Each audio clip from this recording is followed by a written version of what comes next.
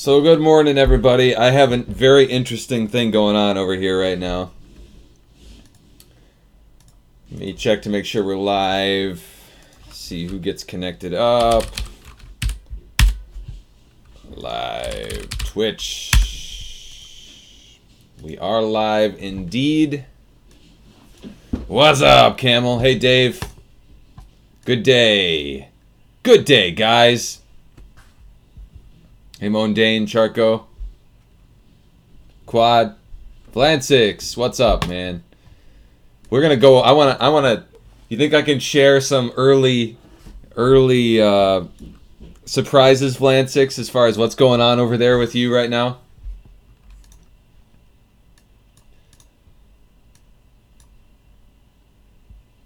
I am good, Camel. Sort of. We got some interesting, awesome Vlansix. I will, but first off, I want to let you guys know that I've got construction going on over here in my house. So we're getting our tiles replaced downstairs because, as you guys know, we're still hoping to move, and I'm trying to get the house ready to go. And over here, it's like literally nuts. So I don't know if we're gonna get a complete stream in today, honestly, because of all the noise. My kids are all upstairs because they can't be downstairs because we're putting in tile. And there's construction going on down there. So there's that. And then they're, of course, banging around like crazy trying to get the tiles off the ground. So it's kind of nuts. So anyways, FYI, we'll see how today goes. I might have to end the stream early. I'm not quite sure. Will the tiles in the new house be made of weed? No, they won't be made of weed. Let's see. Hey, Scott, Blades, Marty.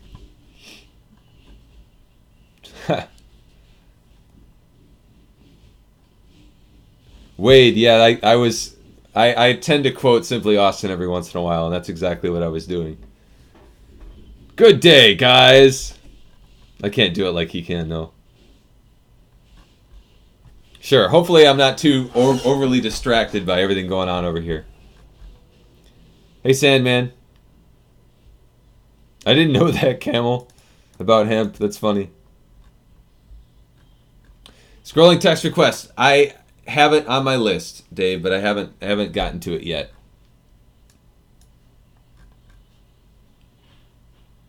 Maybe we could look into that today.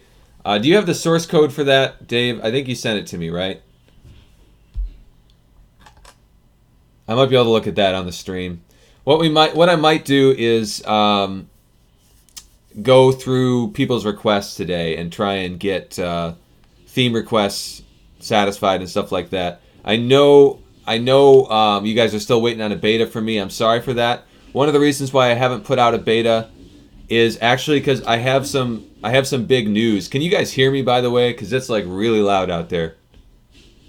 Is my mic overblown or anything? I should probably check on that.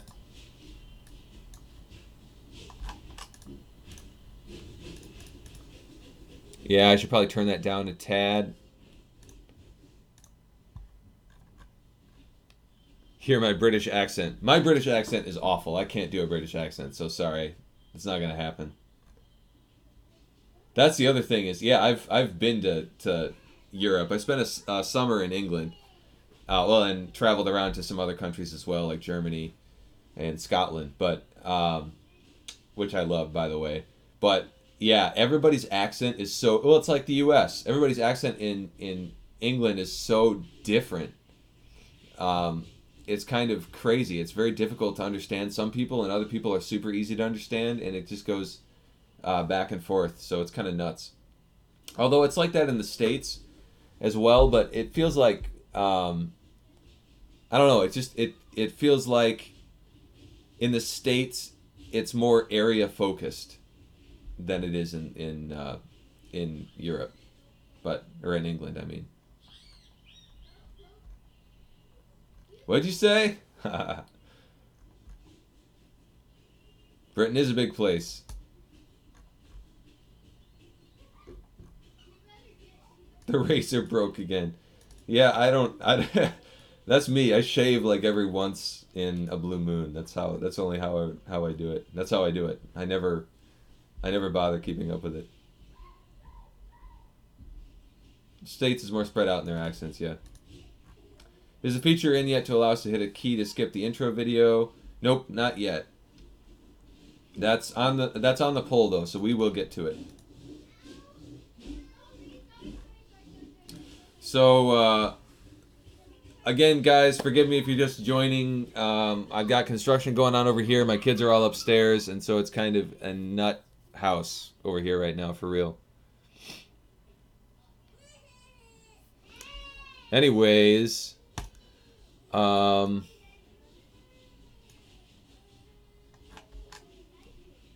Simply Austin is indeed a Patreon supporter of LaunchBox. Yeah, he's amazing. He really is. Thank you, Jason. Yeah, used to the USA accents because of the TV shows. Well, and we are too, to a certain extent, because we watch a lot. Well, I feel like now that I watch Netflix more than, well, and I've been doing that for many years, but now that I watch like Netflix more than regular, American TV, we tend to watch more British shows, so that goes both ways. Although I remember, like, when I took my trip to England, like 15 years ago, whenever that was, the British TV is very, very different. That's for sure. And but the funny thing is, there's probably more American TV in Britain than there is British TV over in America. Hey, Cody.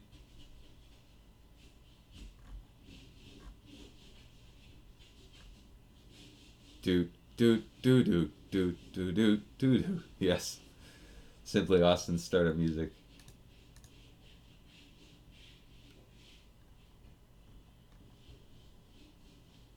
Thank you, Jason. I appreciate that. Are you being served? I haven't seen that one.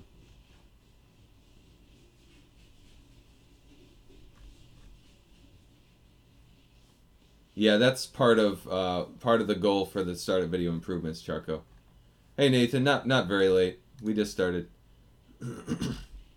Look into the wheel spacing so Nosh can add and make new themes. Remind me the details of that, Quad. I know we need to do something with that, but I'm kind of out of the loop. I've just got so much stuff going on. But anyways, let's get into what Vlansix is working on here right now. So Vlansix was joining us for the stream on Monday.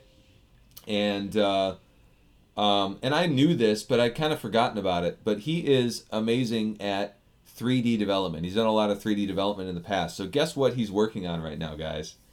He's working on a new 3D engine for Big Box. And when I say that, I mean, I think he's using OpenGL is the current plan.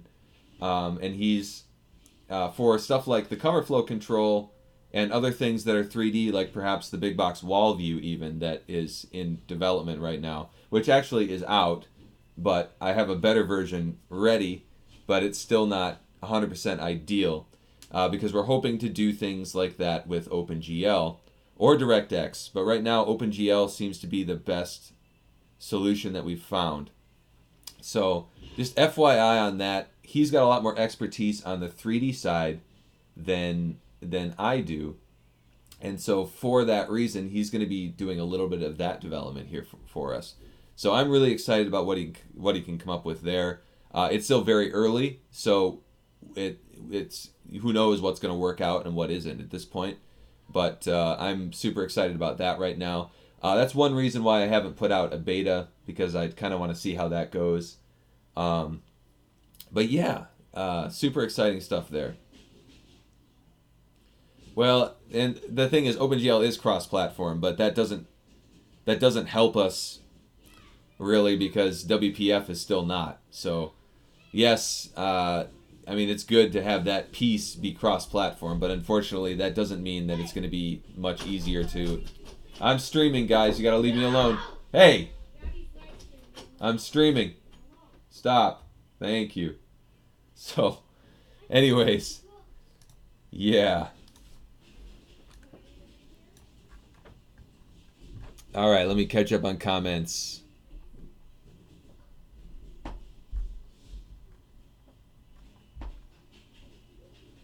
DPI scaling. So I looked at that last week, and I actually put some significant time into it.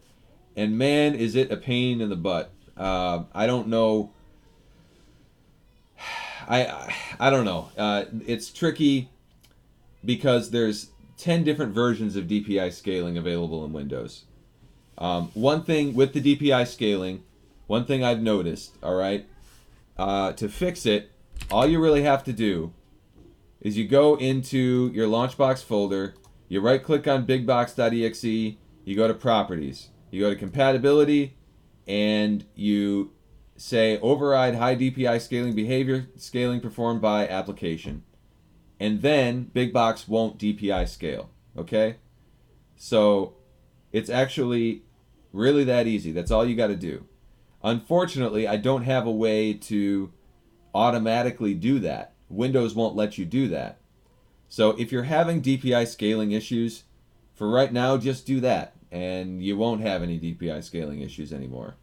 So it really is that easy, okay? I would like to have a better solution than that, so that it's automatic and people don't have to know how to do that. But it's just so much of a pain in the butt to get it done, and I didn't want to spend 3 days on it. So after one day, I kind of stopped for the moment. So FYI, that is where I'm at on the DPI scaling stuff.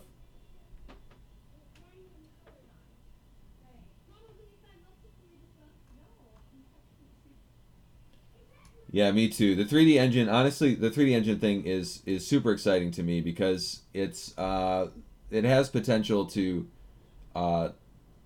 solve a lot of the performance issues we have with the views like the cover flow stuff, because we all know that the cover flow stuff is the slowest view we have, and it's like super resource intensive. So having a solution for that is a big deal to me.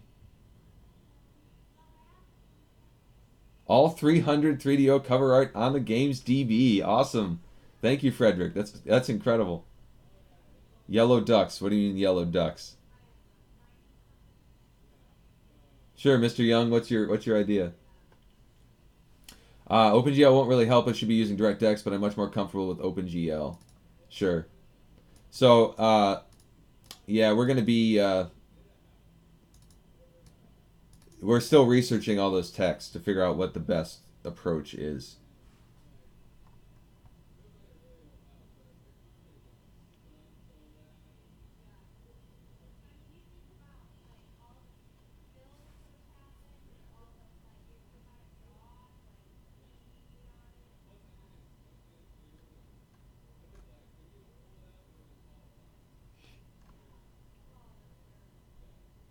Where the image is. Oh, sure. So he's. Yeah. I'm pulling up this thread from Quad. This is Nosh's thread. Or no, this is Quad's thread. Oh, yeah, Nosh. So, basically, you're looking at negative spacing. I see. Yeah, we can experiment with that. That might be a pain, though. The other thing is, I'm not sure that tackling that right at this moment is a good idea because of the potential 3D work we got going on.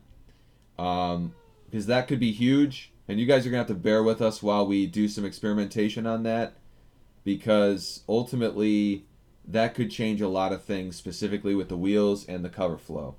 So I don't want to put a ton of work into wheels and cover flow and then have it all go away because we're switching the back-end engine. So on that, let's wait.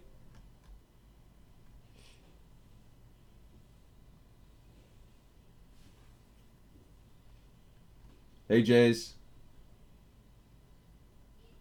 RetroArch has an EM script. I don't know what that is. Emscripten port, would be nice to be able to launch a web UI from within LaunchBox and offer the ROMs in the web UI for being played in the browser. Maybe not that important, but would love to do such a thing. Sure. That was one thing that I'm not quite familiar with all that stuff, but that was one thing that came up a very long time ago when we first started building the games database and my collection and all that stuff. And I got some pushback from the community on that, like people were worried about syncing their collection to the cloud and social things and stuff like that. So, and the other thing I've noticed is that it hasn't been as much of a win for most people as I would have expected. So yeah, I don't consider something like that a priority, being able to do everything within the browser, because it feels like people would rather just keep their stuff private. But yeah, that would be really neat. Hey Nai, how you doing? Oh, OpenGL is cross-compatible. So, are you still working on OpenGL as a possible solution, Flan6, or are you using DirectX? Hey DOS76.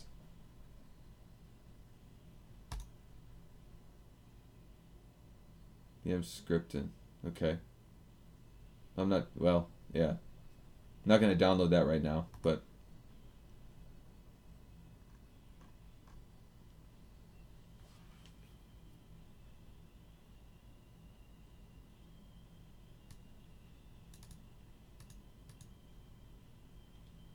someone is still able to set up a 3D Arcade emulaxi and set up with all the 3D Arcade cabinet models and take a look at how those are implemented. That might serve as valuable intel for our methods.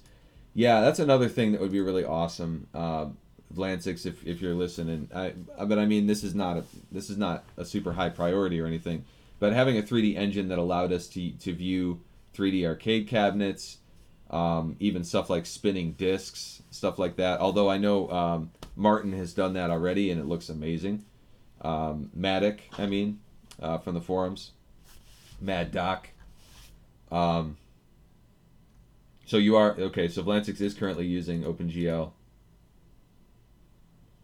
Marty Deeks from NCIS Los Angeles. I gotta look that up. I've never even seen that guy. Marty Deeks. What a name. What a name, man. Images. Hey, that ain't bad, guys. For real. Goodness sakes. I look like this guy, huh? Well, thank you. I'll take that as a compliment.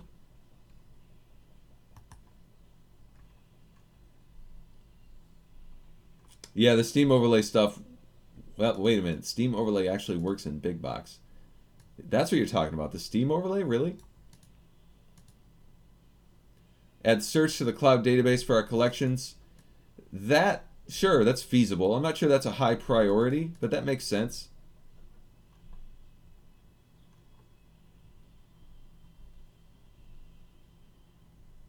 Can't trust web-based stuff in the long term. Interesting. Well, I can tell you the games database ain't going away, but because it's so crucial to LaunchBox. I mean, you can't have LaunchBox without media, so.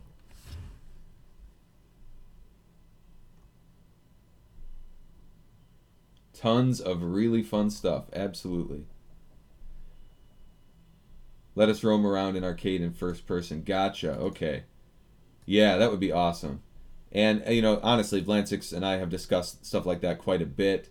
And remember that Echo Shard, Chris, is actually has something very similar to that in progress already, and it's amazing. And he's doing a bunch more stuff, turning it into more of an arcade as we speak.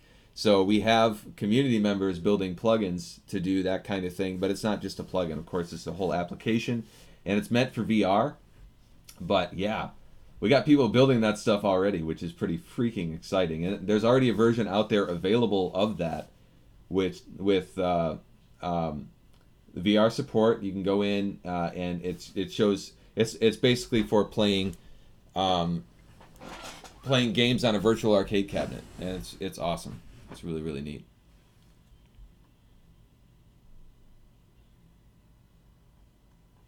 Hey Retro. That's awesome, Frederick.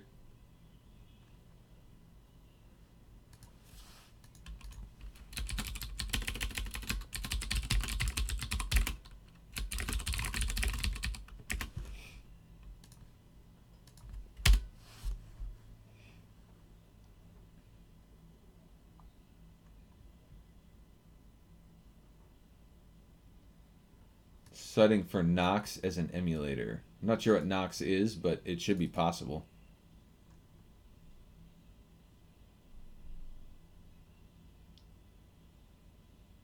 Nice, man. That's awesome. Frederick, I really appreciate that. I assume you're talking about the games database still. About the LaunchBox games database, do alternate titles work in LaunchBox or just in the web UI? They should be working in LaunchBox in the latest beta now. So yes, they do. Although it does, I believe it does require the latest beta. Acorn Archimedes, sweet.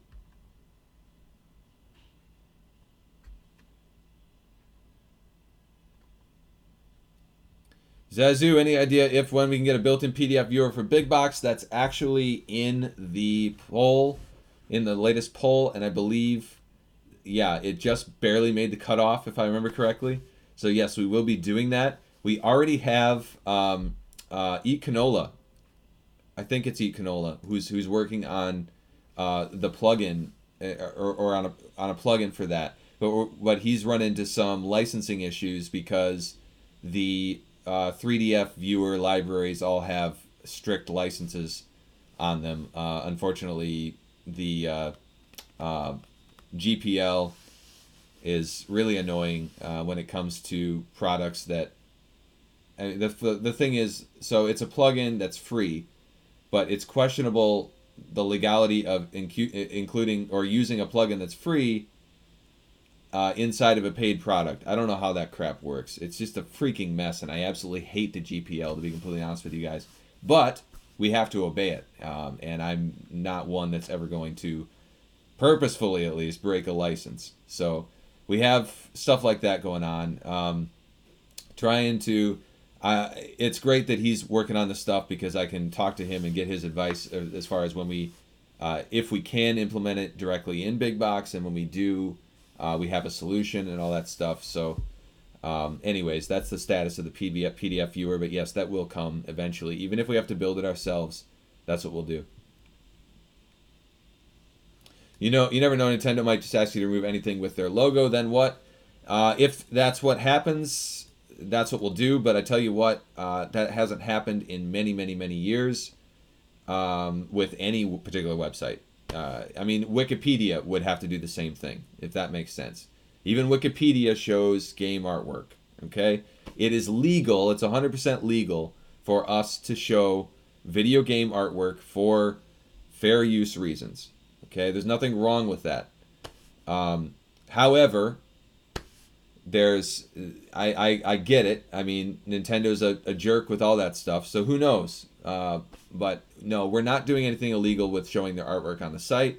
That's kind of the whole point. We're just trying to catalog video games. So, and for that reason, it would be ridiculous if Nintendo came to us and said remove all Nintendo artwork from the website. It would just be insane because we are not even the most popular website doing it. Obviously. So I'm not too concerned about that. It's just been, it's very clear that that's just not something Nintendo is interested in doing, because they've never done that before. So that's the gist there. I'm not too worried about that. If it did happen, it would be bad news, though. Absolutely. Nox is an Android emulator. Okay. Sure. And no reason why not.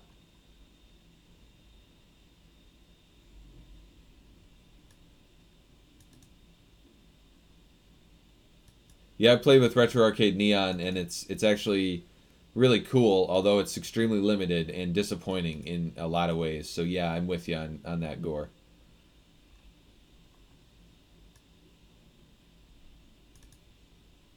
Yeah, the problem with Android emulators is they're very annoying because you kind of have to open everything from within the emulator.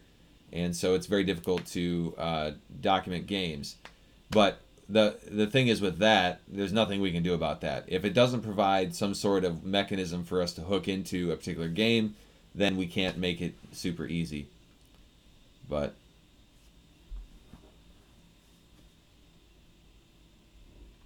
hi Gary, not currently. No way to skip the Big Box intro video, but at the same time, it is planned and it's on the poll. So My mouse just died. I gotta plug it in.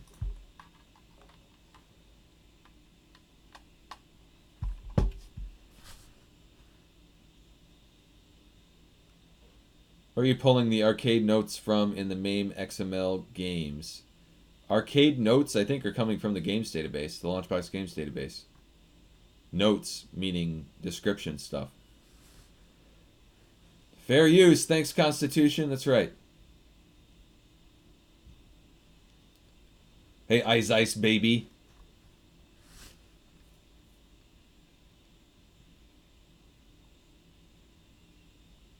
Hey, Aaron.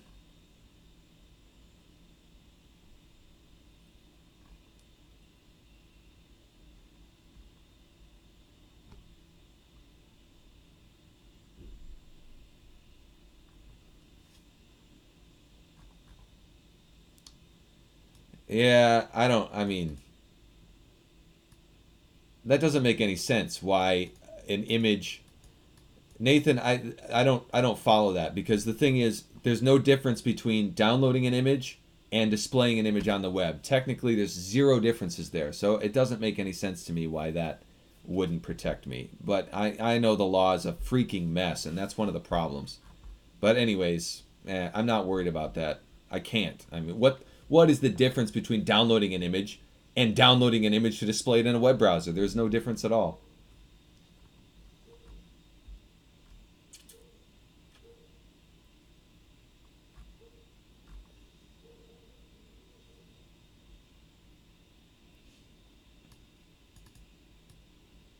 Yeah, all right. Well, I don't want to get into a legal discussion, guys. I really don't.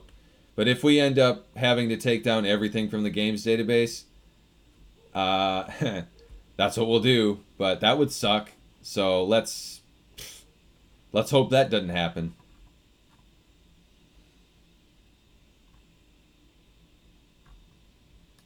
It's semantics. Yeah, it's just stupid. Anyways, whatever. We're gonna move on from that. So let's pray here, guys, and get into something. One thing is to look at Dave's source code and see if he can get his issue fixed. I do want to do that because he's been waiting on me for that for a while. But anyways, hey Jade, let's pray. Lord, thank you for another opportunity to stream, regardless of the fact that my house is nuts right now. I pray that we can keep streaming today and have a good long stream despite all the craziness going on. Help me to stay focused despite the noise. Be with all of us and help us to build each other up. Keep the trolls at bay. In Jesus' name we pray. Amen. Hey, Dark King.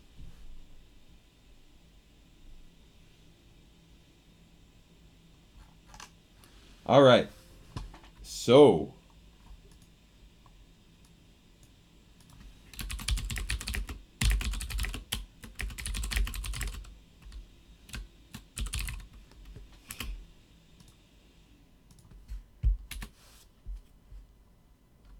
pretty sure Nintendo has bigger fish to fry. Yeah, that's the thing. But, whatever. So, anyways,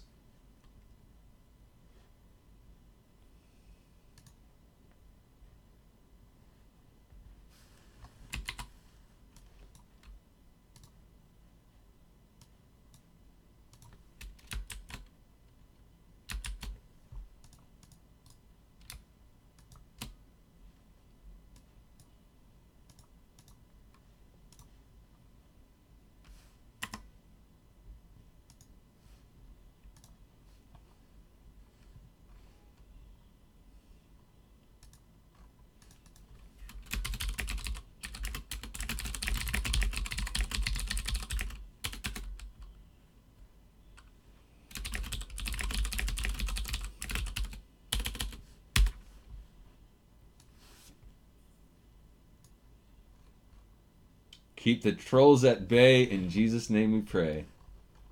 That's great.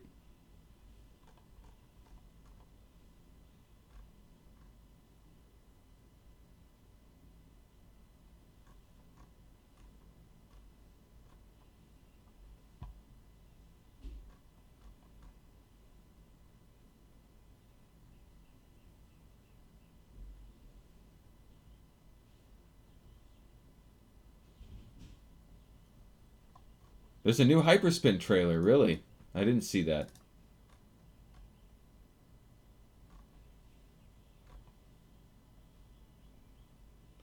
What kind of Christian am I?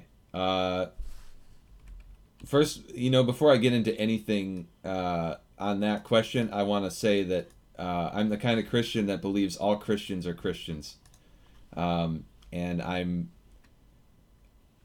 open to people's beliefs, and I really don't like when people try and put people in boxes and categories and stuff like that. But anyways, I'm Wesleyan is what that means. So no, I'm not Catholic. Wesleyan means I had a United Methodist upbringing. I've been in the Nazarene Church. I've been in the Free Methodist Church significantly as well. So ultimately, Wesleyan means that it is your decision to be saved, and the Lord wants everybody to be Christians, but it's everyone's individual decision, that kind of thing. I'm not that much into theology, but that's the gist of it.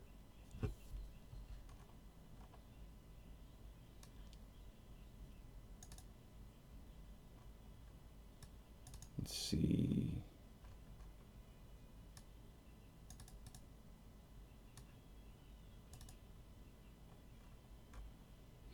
Don't get into this again, Jason. There's really nothing to see in the Hyperspin trailer. Yeah, was there any new developments? That's the thing. Because they can make flashy videos all day, but I haven't heard of anything new coming out as far as actual developments on the new version. But who knows? Maybe it is out. So, anyways, Dave, did you, NJ Dave 71? Did you do you have the source code for me to look at for that scrolling text problem? I don't want to spend too long on that, but we could check that out here on the stream. It would probably be best to do that.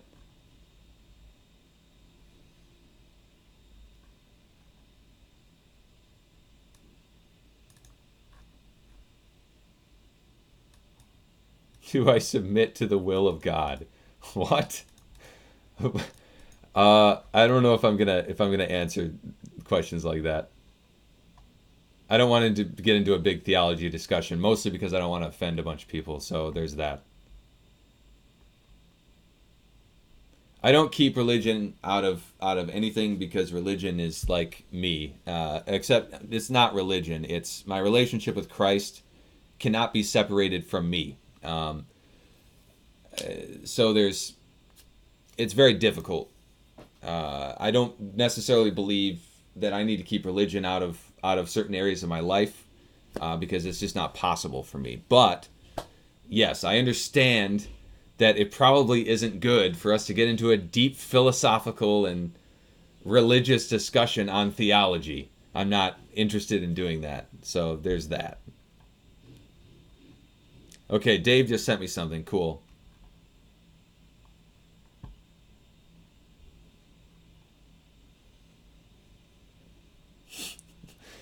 I didn't say that, Frederick. That's not what I meant.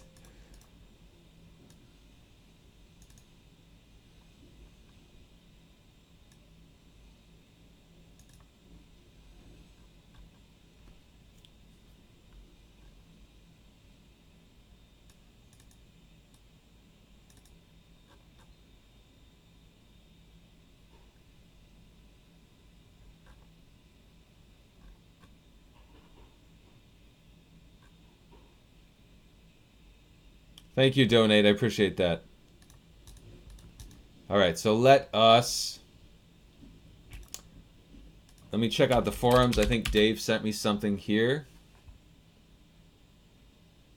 He's got the code for me. Oh, you just copy pasted it. Okay. So I kind of need a sample project, Dave. I mean, I could build one, but it's going to be a lot easier if I guess I could just create the control.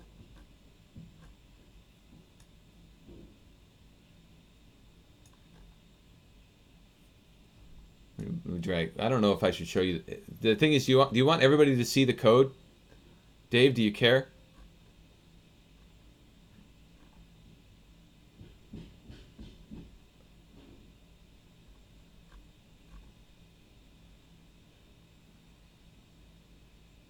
Hi, CC.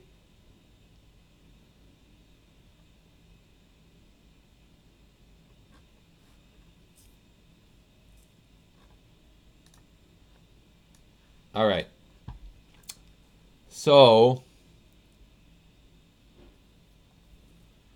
what is the specific issue that we're having here with this code?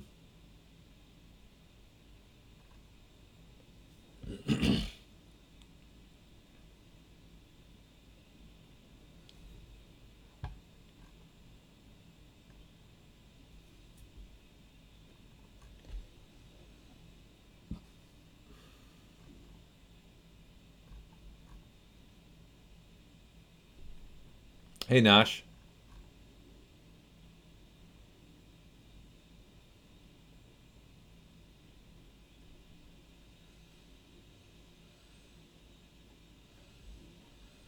The scrolling text jumps and doesn't start over. Okay. That's going to be tricky. The reason why you're going to have an issue with... And honestly, I don't know that I can develop this on stream, although we have something similar to this already that you could copy, that I can share the code with you on. One of the reasons why you're going to have trouble is because you when you scroll text like this endlessly, if you want to scroll endlessly, you have to have two copies of, for example, the text block, because it needs to animate, and when it reaches the end, you got to have another one to start over at the beginning. So I'm guessing that's going to be one of your main issues. The other thing is, though, in our code here, and actually this was developed by a member of the community, and I'm sorry, I don't remember exactly who at this point. I'm not sure if we've seen him around recently. But where was this? Where did it go? Because we have like the description scrolling and the details scrolling and all that stuff. That's ultimately what you need. You're going to need something very similar to that. So we already have code that will do that to a certain extent. I just have to find it.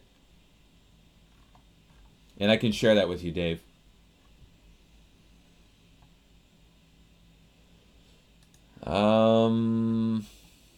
If we take a look at, we need themed views. And I think the wheel games view should have it. It's actually going to be in the game details.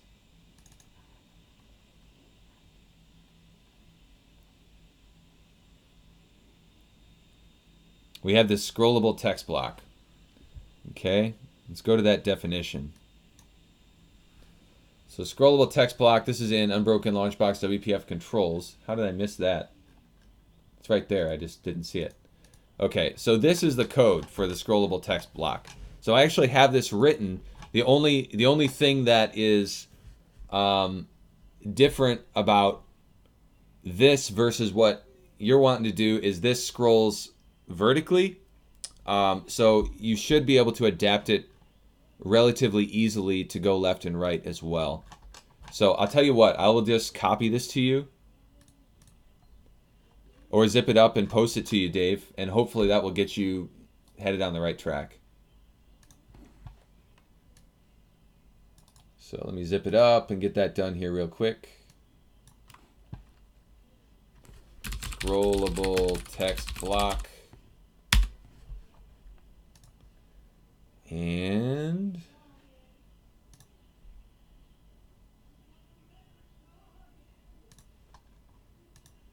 let me just post it here.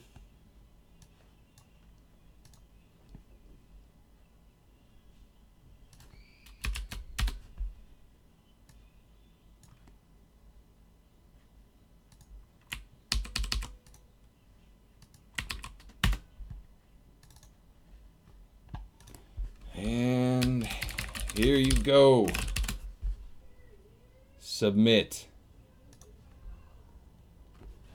So hopefully that helps, Dave. Let me catch up on comments here.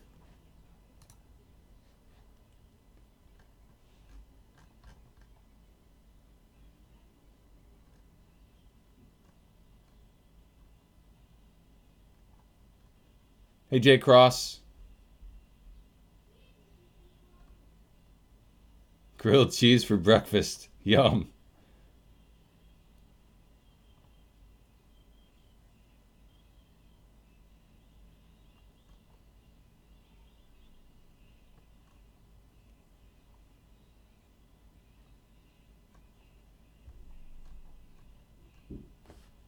Hey, Ryan.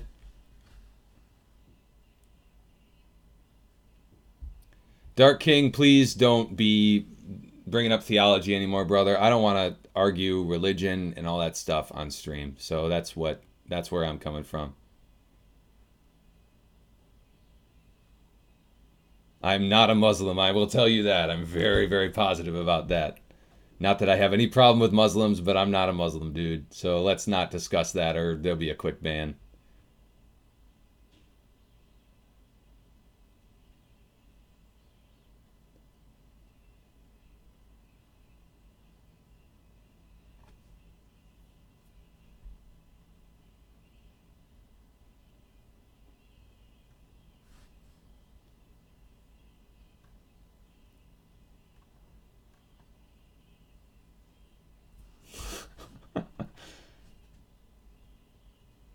The logo spacing on the wheel you wanted is going to have to wait. Yeah, that's the thing.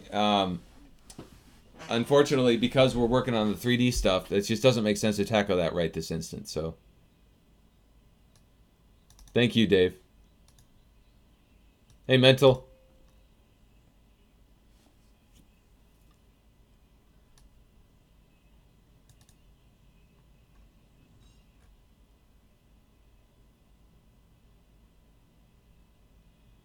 Roast beef with barbecue. Man, that sounds good. Will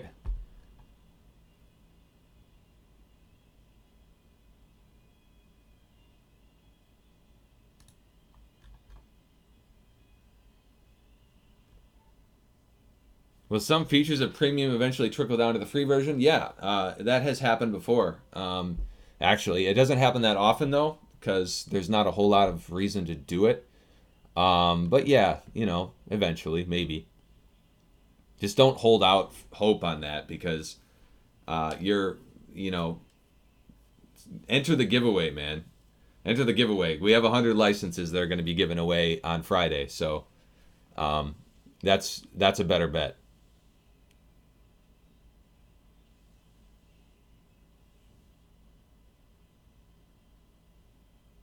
Custom modals, more big box customization. Check Neilk1's DM. Yes.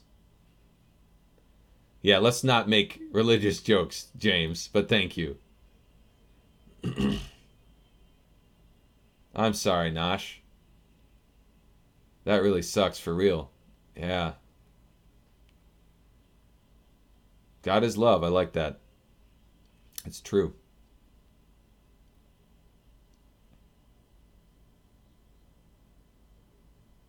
Nightbot is definitely a little bit aggressive, and I apologize for that, guys. But man, I would rather have that than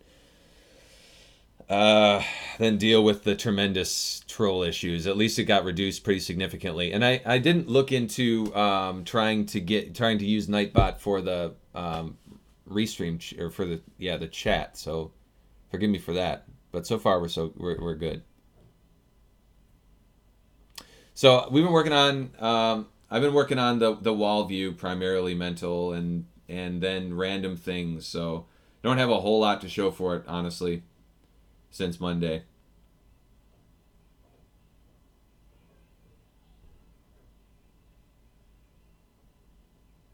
Mate. Anyways, so from here, what are we gonna do next, guys? I've got a lot of people to respond to, obviously, so I could do that, but I probably shouldn't show all my PMs.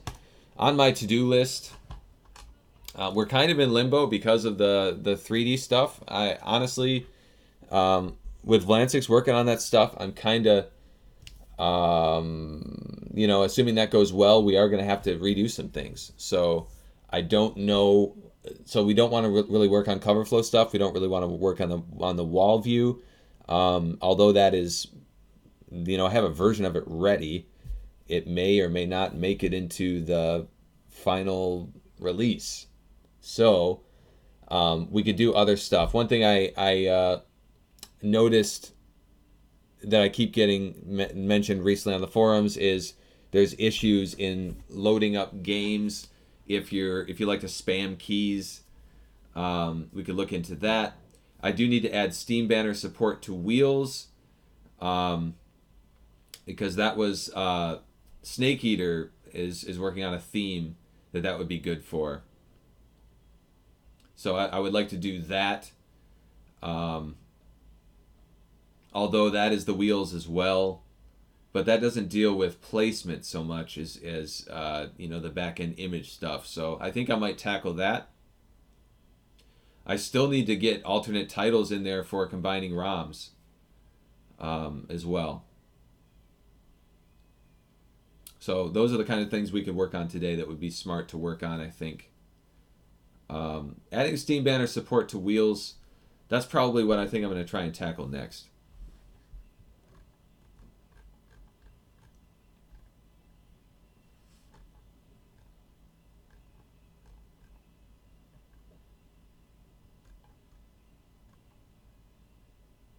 Why do I give away so many licenses? Because I appreciate the community. I love people, and I know not everybody can afford one. So for that reason, I like to give them away. It's a lot of money. You're right, it is. But in most cases, not all cases, but in most cases, the people who try and win the licenses are the people who generally would have trouble affording it, so I don't mind doing it.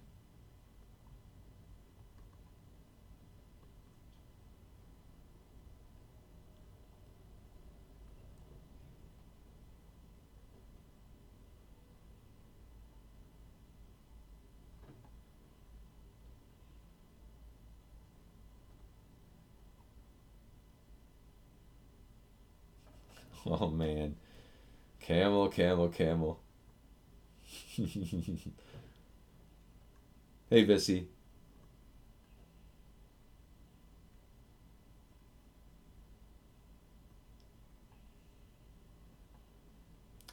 It probably would be best if we didn't use language like that, folks. Yes.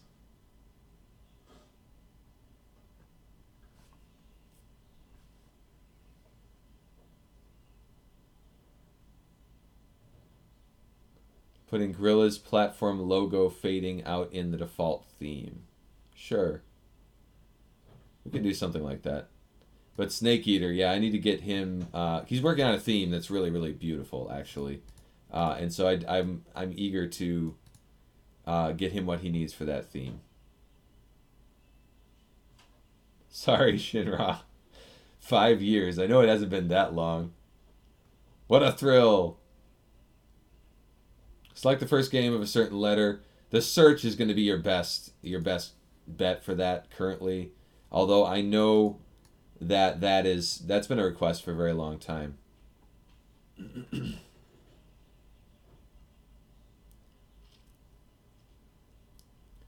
I considered Steam for LaunchBox, I have, and currently my stance is we don't need it and I don't want it. Although it would, the one reason why I would consider it is because it does allow us to reach people who don't have payment methods in other countries. In some cases, it does help with that. But I don't want to deal with the red tape. That's the thing. And currently, we don't have to, but we do need more payment methods, and that would be the reason I would consider it. But the red tape is going to be annoying.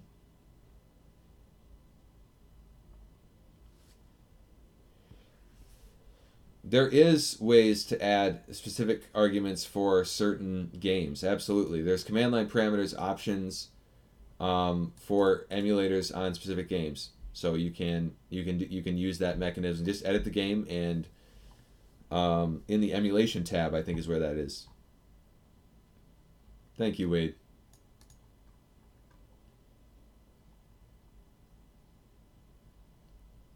Getting publishers, developers automatically split with semicolons would be nice. Currently have a lot of publishers and developers with dual entries in one listing. Should do that already, although I know there's situations where it doesn't, probably. Where are you coming from, James? I love you. I love you, James. Oh, why we aren't touching wall view or cover flow? Because Vlansix is working on a new 3D engine for those, which we're extremely excited about. So we are hoping that that goes well and we can get that built, or he can get that built, so that we can significantly improve both the wall view and cover flow. So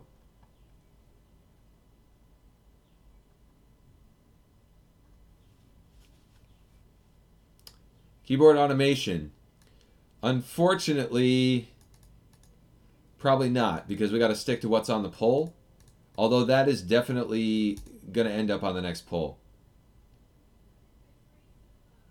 That's also another thing on the poll that we're going to be tackling. J Cross is multiplayer in RetroArch netplay, to try and make that easier. That's on our list. Well, thank you, Wayne. I appreciate that.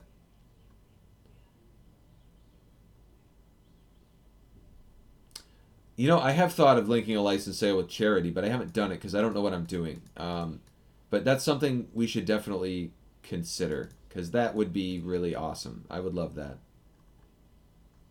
It has come up before, and I really like the idea. It's just, it hasn't been clear to me how to pull that off.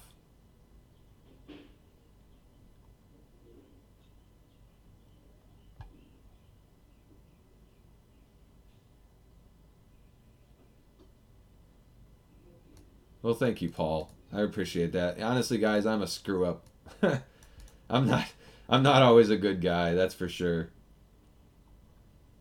But I appreciate that.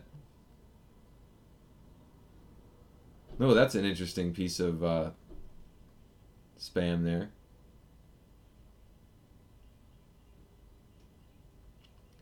Not all charities are the same, Syphilis.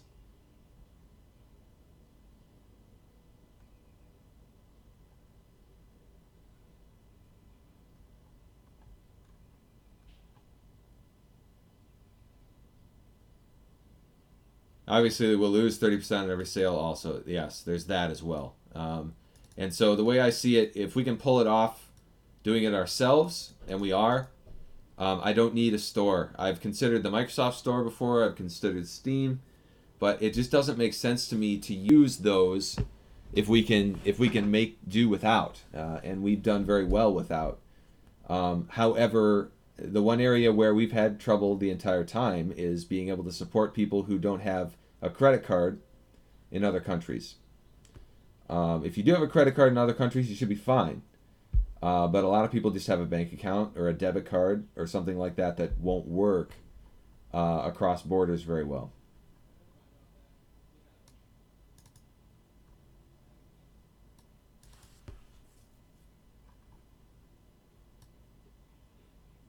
Yes, NetPlay integration did rank pretty high in the poll, and that's definitely planned for soon, Quad. Absolutely.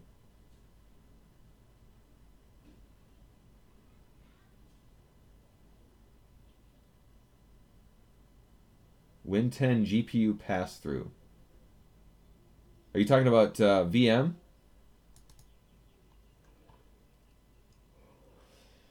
A virtual machine?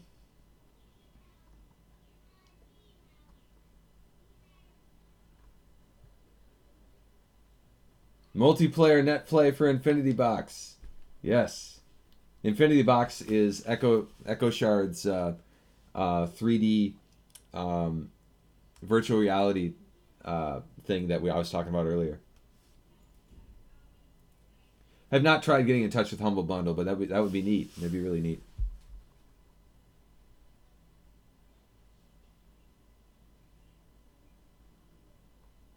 You have a method that displays a working date time that shows in real time. We do actually. There is a control for that, I believe, or a binding for that is what it is. All you got to do is bind to. I mean, a plugin makes it easy too, but there's a way to bind to a certain. I've got to look it up honestly, and I'm not sure if it's in the. Honestly, I'm not sure if it's in the documentation. Should probably look that up for you. Hey, Neil. Yeah, we should talk with Humble Bundle for sure. I kind of like that idea.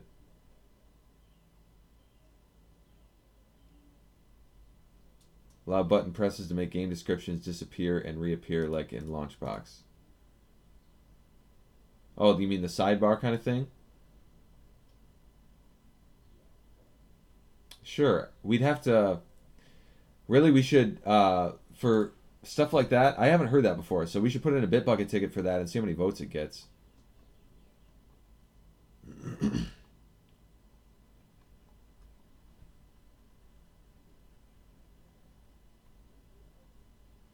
Yeah, I always love the Humble Bundle stuff. It's really neat. And I bought it more than once.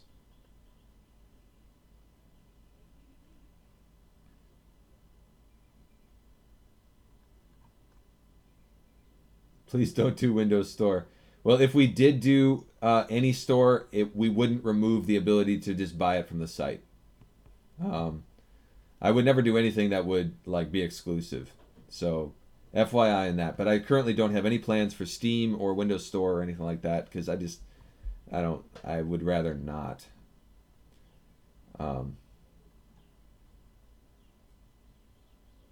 Actually, they would allow LaunchBox in the Windows Store. LaunchBox isn't an emulator, guys. There's nothing we're doing that's wrong. And I actually, believe it or not, I came very close to getting it in the Windows Store already. But I chose not to.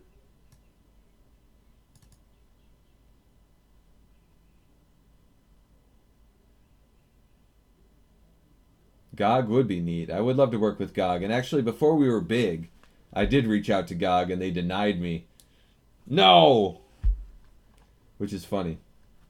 I actually had an in and everything and they just said no. But this was funny because this was as they were building their front end. Their app, which was bad timing.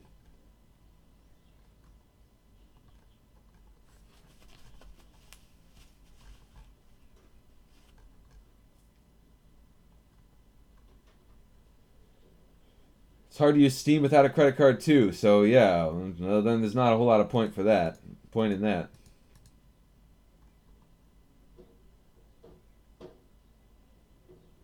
Yeah, 30% is around the standard. I mean, you look at Android, I think it's similar. It might be 25.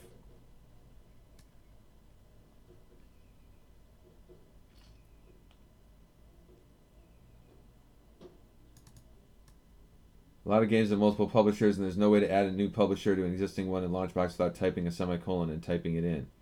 You can use the drop-down, though, and just check another box. Go look at my big box modal function plugin API requests. Yes, I could. Yes, I could, Neilk. So maybe we can do that. I do like tackling that stuff on stream. We'll see. We'll see.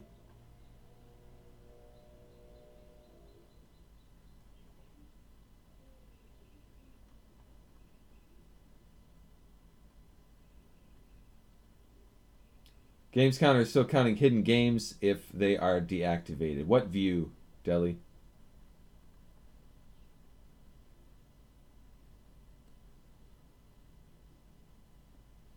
Gotcha. Windows 10 Virtual Machine. That's neat. Stripe is that's the thing. Stripe is a good international money processing service, and that's what we use. The problem is that nothing is perfect internationally. And there might be better ones than Stripe, but honestly, I'm not sure there are.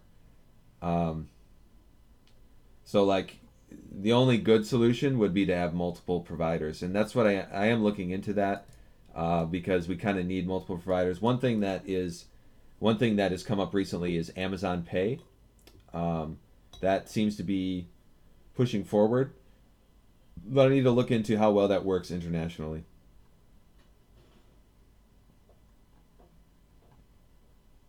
Like the sidebar, sure, Shinra. The Nox theme I shared with you uses my own plugin. By the way, Dave, that's beautiful. I love that theme. Very, very neat. And I should probably show that off for people here. So I might just do that. Per game Autohotkey implementation. Okay, sure. Mm-hmm.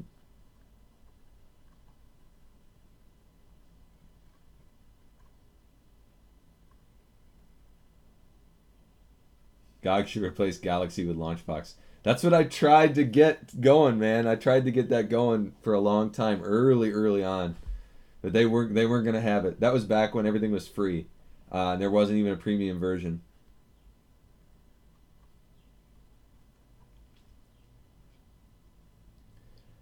That's the thing, Nathan. That's a question for you guys, and this has been quite a bit of a discussion this morning, and not a lot of development. That's okay, especially since we're not being like bombarded with, trolls right now. It's good to have a good discussion like this. But anyways, how would you guys feel? How would you guys feel if you could buy GOG games directly from within LaunchBox? And there were advertisements to do such a thing. What are your opinions on that? What do you think? Because that was what I was looking into way back. And of course, it wouldn't be obtrusive.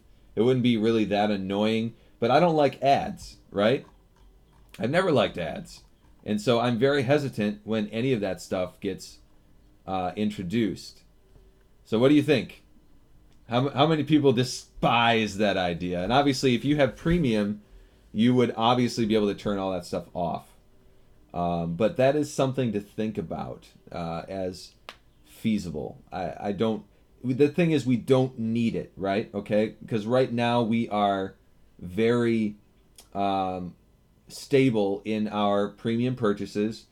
We're stable in releasing the free product and having the premium version. It works for us. We make enough money and we're doing well. So we don't need something like that. But that could be that could open a door to more opportunities, like, for example, building a version for a different operating system, building an Android version, something like that. You never know. So it's something to think about.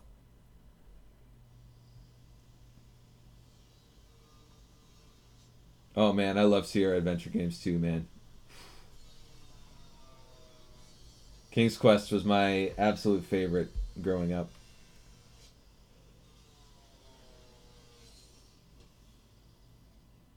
Okay, Nathan. I the funny thing is I've heard that before and I've never been able to test it and replicate that. So I don't understand why that is.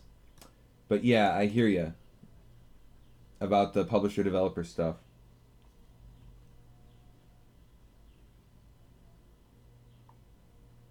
Refinements to attract mode says he's only landing on games with videos and or games with LaunchBox database data. Interesting. Okay. If you can create a Bitbucket ticket for that, upsy downsy, that would be good, because I'm not sure I've ever heard that before. That's a new request.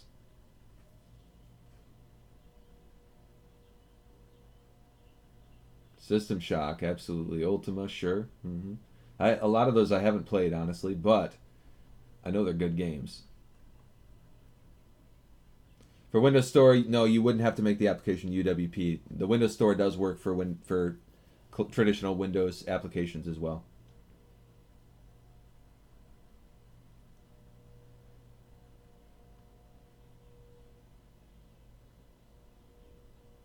Launch platform as a program without submenus. Oh, yes.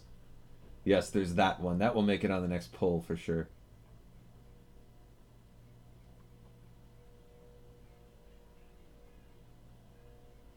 That's actually there. CC alternate names from the database. That's already there in the latest beta.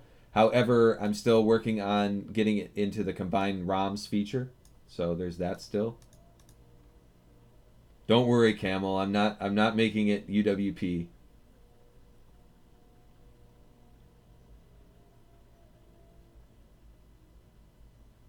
Yep. Absolutely. That's what I do when I buy GOG games. I just put them in LaunchBox.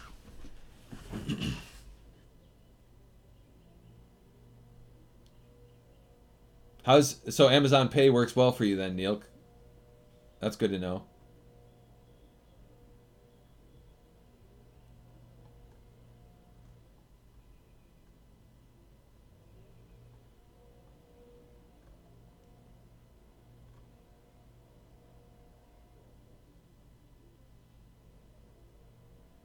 Oh, not if what you want to type doesn't exist yet. Ah, I see. I'm getting it now. Yes, that's correct. That is correct. So yes, you have to type a semicolon and whatever else is. Yeah, yeah, I get you. Ads, no thanks. Sure. My opinion is nopes. No ads. Well, that's the thing. For people who pay, you'll have the option to turn all the GOG stuff off. Um, okay. Yeah, well, so that's the thing. We're getting lots of negative feedback on that, which is kind of what I expected because I'm the same way. I don't like ads either. Okay, so don't get me wrong, guys. I just wanted to see what you guys thought because it came up. Okay, it came up as what if we put GOG, if you could buy GOG games directly from within LaunchBox, and if we do that, of course, GOG is going to want to advertise in LaunchBox. That's the only way that you'd be able to do something like that. Um, and we would have, a significant. Um, it would be appealing to GOG to do that, I'm sure. But yeah, I'm with you guys. I don't like ads. And like I said, we're in a good place as we are right now. So now that I know, I won't do it, guys. Don't worry.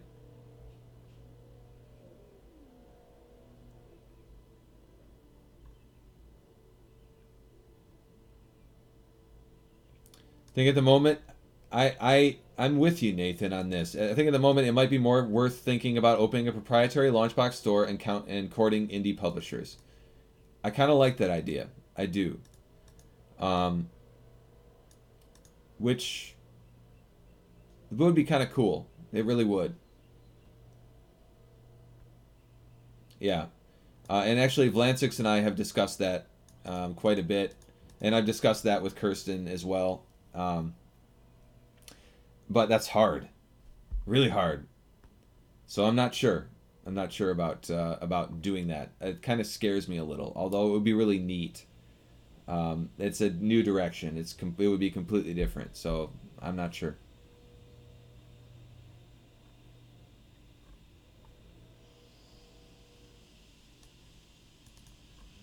Don't drink the poison.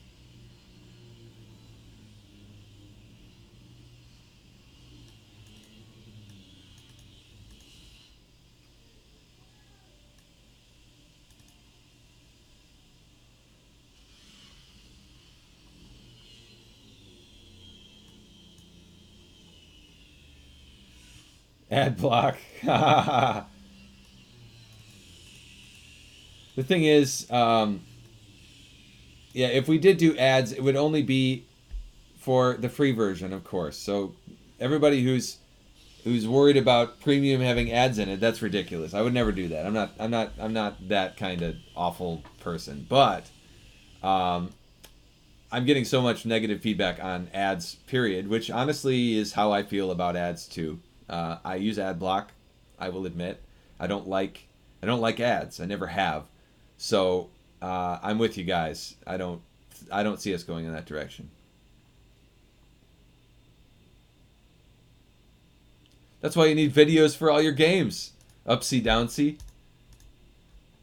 Then I'm with you. I get you. That makes sense.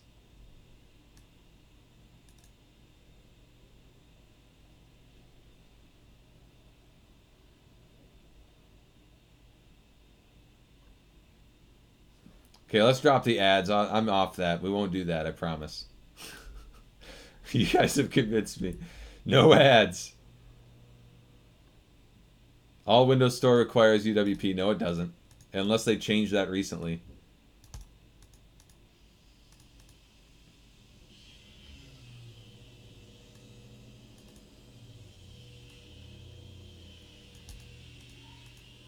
Hey, TJ. Wondering if there's something in the works to pull information from GameFAQs.com. There isn't currently, although somebody could build a plugin to do it.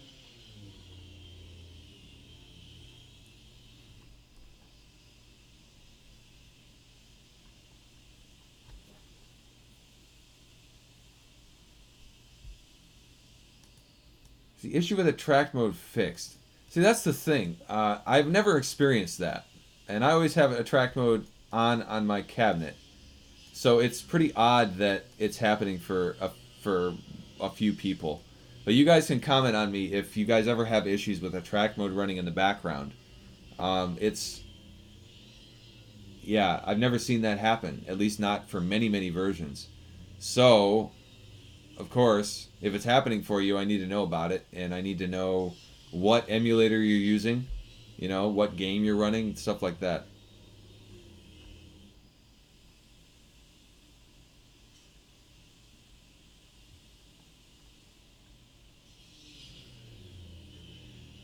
Only happens when you use Demel. Ah, okay, so it's Demel that's causing the problem. That makes sense.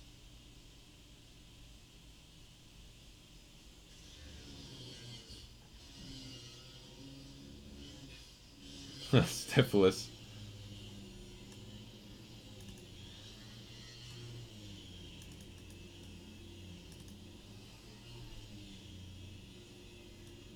Yeah, I don't think I'm going to bring it up to GOG, though. Based on the response on this stream, I'm getting way more negative than positive on that. And so, and the only reason why I would ever consider ads is because they would be relevant, right? And GOG ads would be about as relevant as you can get, okay? But I'm getting negative feedback on the whole thing, so I'm fine with that, too, because I hate ads myself. So I think we're going to just avoid the whole thing. Move on. No ads. We're good.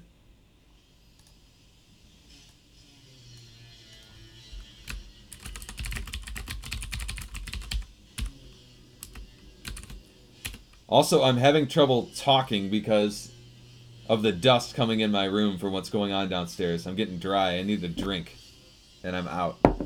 I should just go grab a drink.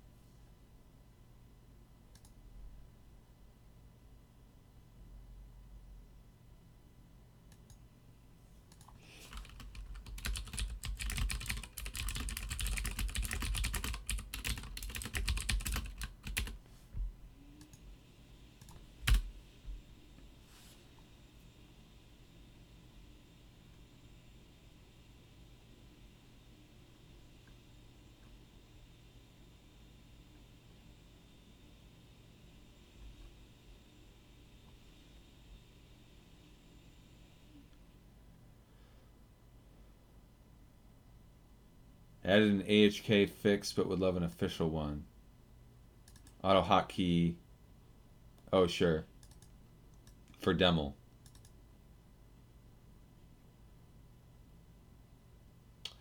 .3D stuff. Just basically, Vlansix is working on a new 3D engine for Big Box. Okay, using either OpenGL or DirectX. We already use DirectX indirectly through WPF, but we're looking at improving it with a new DirectX or OpenGL engine. That's the gist. Kirsten is definitely around. She's behind the scenes, and if you anytime you contact our support, she's the one that answers you, and she is everywhere right now. She's also managing the whole team, so she hasn't gone anywhere. That's for sure. She does an awesome job.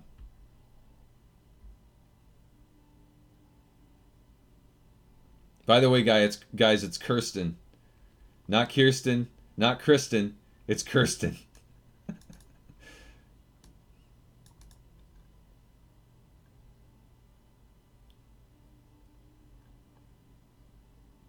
Yeah, there's plenty of woodworking going on right now. And that's what I smell like cut wood, which is funny.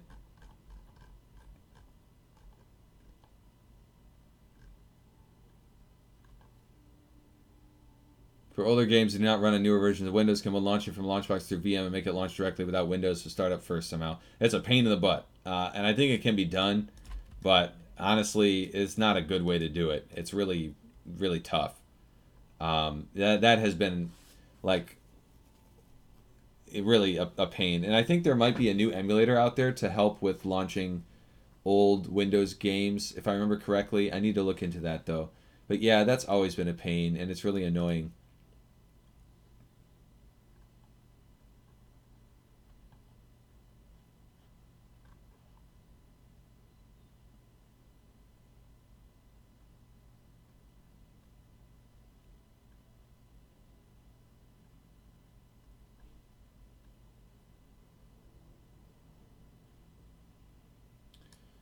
No, guys, believe it or not, there are Windows. At least there, when I looked to submit LaunchBox to the Windows Store, and I got almost all the way there, they did allow you to submit a regular Windows desktop application. Now it's possible that they removed that, and I'm not aware of it because I haven't checked up on it in a couple of years.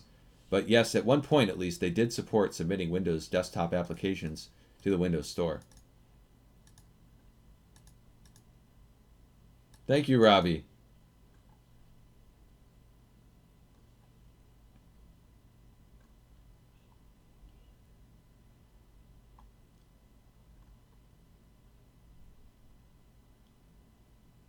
A mini fridge in my streaming center. Yes, I do. I could definitely go for that.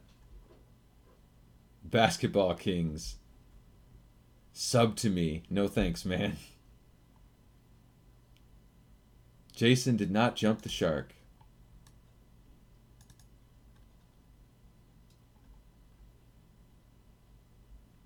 In games issues in the platform wheel 1 and 2, maybe another views too. Okay. I'll take a look at that. We could probably do that here. Although I just keep reading comments. That's okay.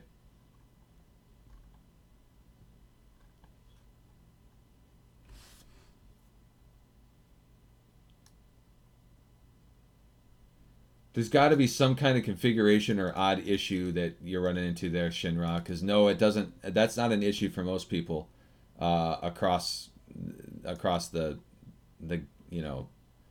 I that's if that was happening for everybody, I'd have people like burning my house down. So unfortunately, there's got to be something weird on your machine or with the configuration. I'm not sure. That's weird.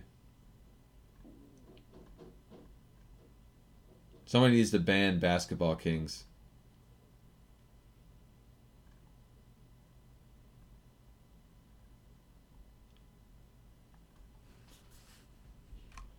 Is there a way to view games that are missing box art? I'm manually scrolling through 20,000 titles. Takes a while. I'm of course talking about outside the audit mode. Unfortunately, there's not, and I realize that's kind of a short. Yeah, that's a shortcoming a little bit. Although that's what audit is for at the same time. So, I'm streaming. What's going on? I got some food for you. Okay, well I can't eat food while I'm streaming. Really, Okay, I didn't know you were streaming. it's all right. You want me to just leave it downstairs then, or Yeah, that would be great. you want to just take it in your office? No, not right now. Okay. All right, so Lansix got a run. Nice. Mega 3D awesomeness. Sweet. So he's got something for me. Heard a rumor that you might be working on an Android version, but would also be possible to run LaunchBox and BigBox on its own OS, kind of like Kodi has. Libra Elic. That's come up quite a few times. If you heard a rumor that we might be working on an Android version, it's false. We're not working on an Android version. However, we did put Android on the second to last poll, and we made the decision that, based on the poll results, that Android would not be worth tackling at this point in time because not enough people were interested in it. I was very surprised that the majority of the community did not care about us building an Android version, or at least they didn't feel like it was a good idea to prioritize it. So it did not get nearly as many votes as I would have expected it to. So for that reason, no, we're not going to be tackling an Android version soon, especially since there are mobile devices coming out that are running Windows, like the GPD Win, that are working excellent. So mobile gaming is very possible right now with LaunchBox and BigBox, despite the fact that we don't have an Android version. I know that's not what anybody wants to hear who's running Android and wants it on their phone, but that's where we're at. So, and then also, I would love to build our own OS based on Linux and that kind of thing, and we would certainly do that if we were running on Linux. But building an app on Linux for Linux is just as difficult, actually more difficult, than building an app for Android or something like that. So it's basically we'd have to build it from scratch. So for that reason, that's probably not likely to happen soon. DG Voodoo. Oh, sure. So it's a Voodoo emulator. Awesome. I had a Voodoo 2000 card as a kid in my 300 megahertz Cyrix computer.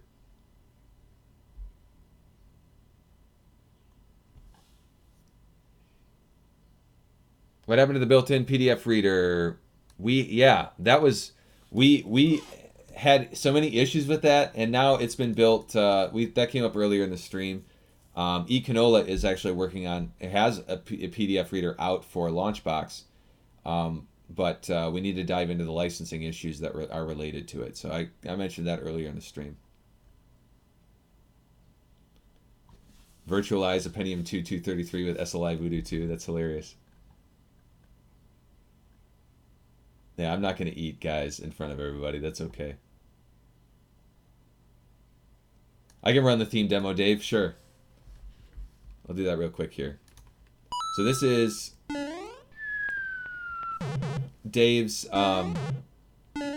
Eon Knox theme. Actually, this is Nosh's amazing thing right now, but I'll switch it up.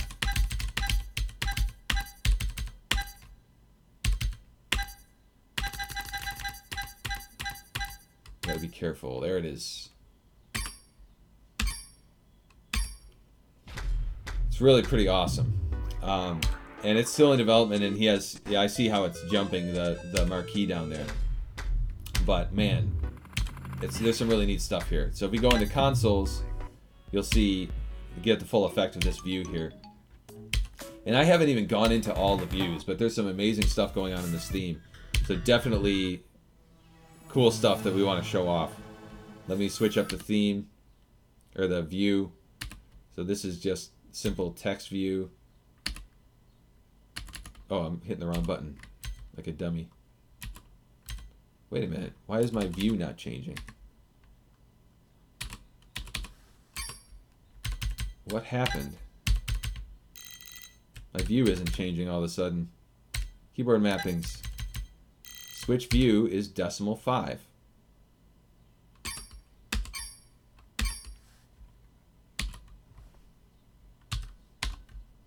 This is weird.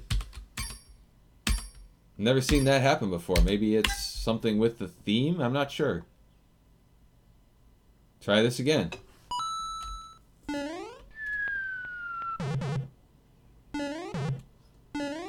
I am in the middle of a bunch of development stuff, so who knows. Okay, so it's just these two views right now, but obviously this view is gorgeous. Now let's go into N64. And this is where the neat stuff is. Forgive the weirdness on the cover flow, because I'm still in limbo on that. I'm still working on the lighting there. And I think I'm still populating images too, so it's probably slower than usual. Probably needs background videos. That's why the video isn't displayed, I'm guessing. And also, this is a challenge because I'm on a 16:10 monitor. So I expect that's some of the spacing issues that we're running into. So there's that going on, and I have that bug to fix as well. Yeah. But it looks awesome, guys. I'm really loving this theme. Of course. I got excited the first time I saw this theme, because he's built this theme for several front ends now. So cool stuff. That is NJ Dave 71's Eon Nox theme that's in progress right now.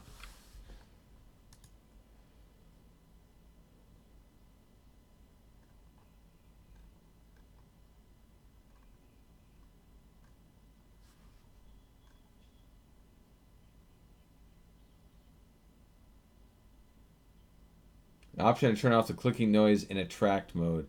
I don't think there's an option to turn it off only in attract mode. Although you can turn it off.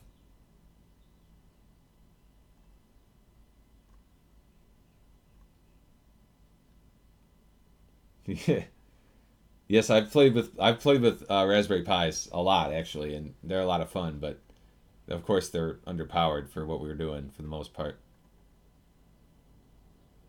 .NET Mono is getting there. Yeah, it is, but WPF is still not there at all. That's the problem, Mental.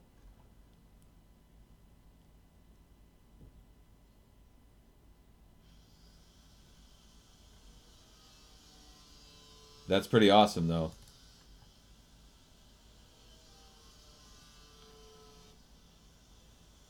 Voodoo 5 5500. Voodoo 3FX 3DFX.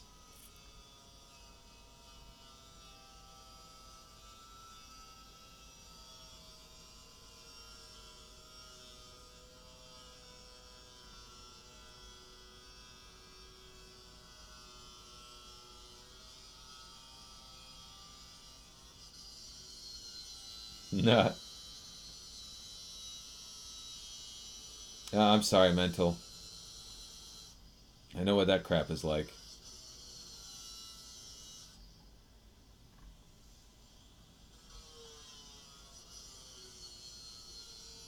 The Gorilla, I assume you mean Gorilla, controls add-on needs more attention. Don't think I've seen a video demoing it yet. Controls add-on. I might not have seen it yet. I'm still catching up on the forums, honestly.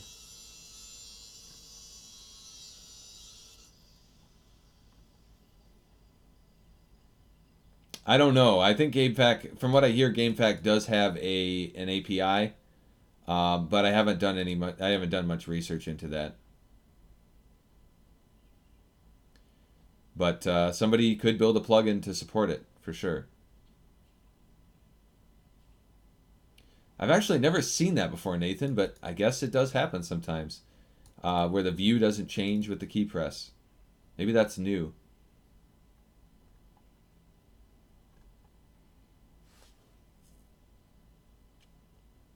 Awesome, Cheese.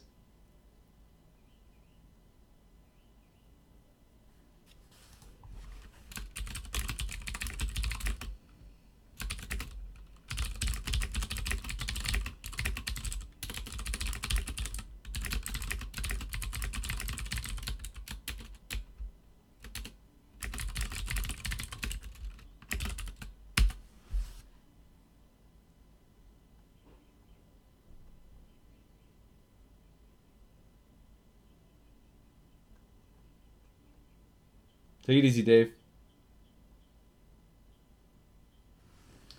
Voodoo 3 2000.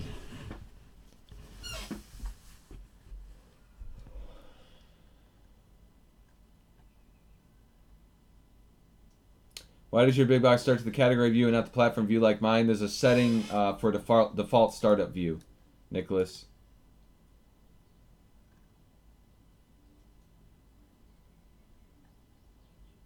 Default startup view. I think it's under views. It's either under views or general.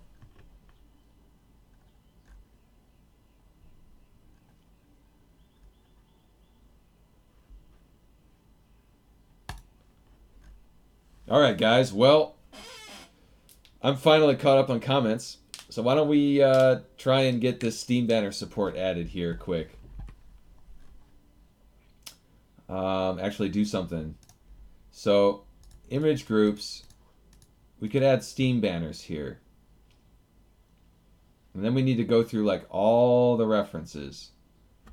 So this is more of a job than you would think. But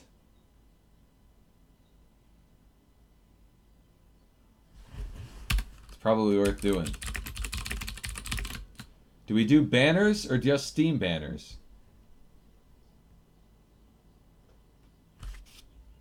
We could create a banners category. Oh, but then we would need priorities, so let's just do Steam banners for now.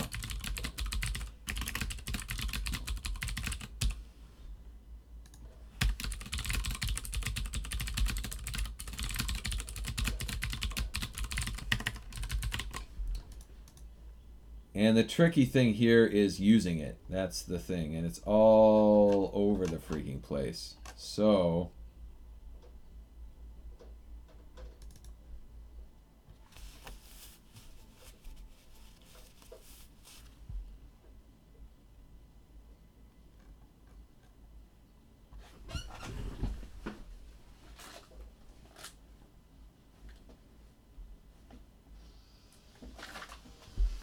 I guess we could start with making sure it's supported in the wheel.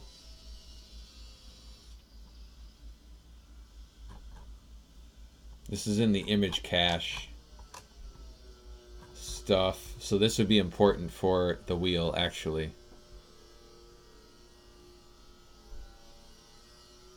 It's a bool front. Sure. I don't think I got anything to change there.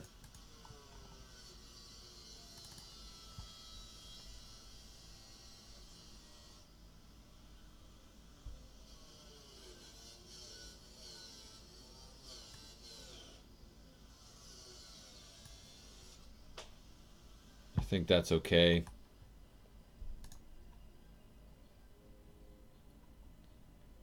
Yeah, so we have a list here.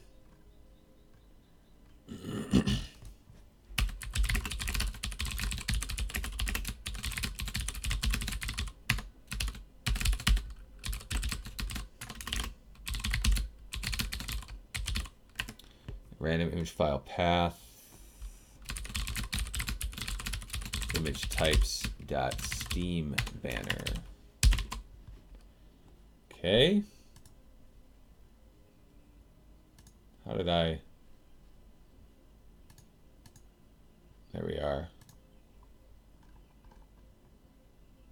We went through this. That's fine.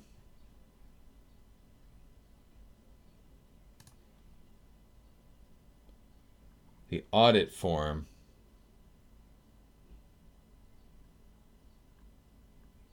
Interesting. So we would ideally we would need to add another thing to the audit form, another column, although I'm not going to do that right this instant.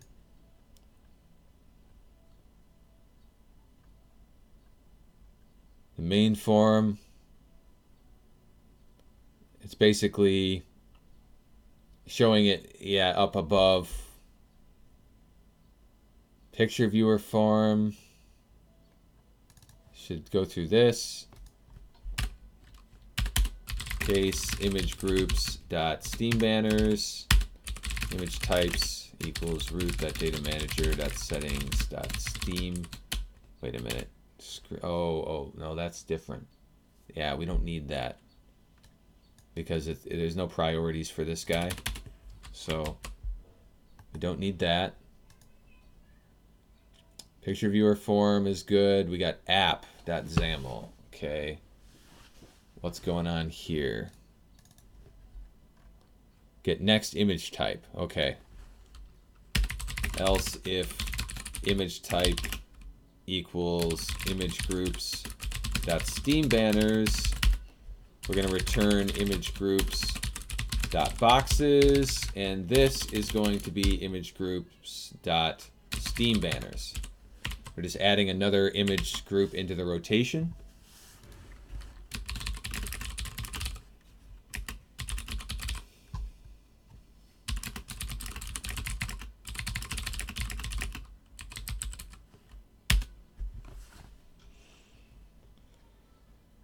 Okay. And this guy, that's app.xaml. We got all this covered. This is the options pages. Okay, we're force populating the cache. This is stuff I need. We need basically to copy this block here.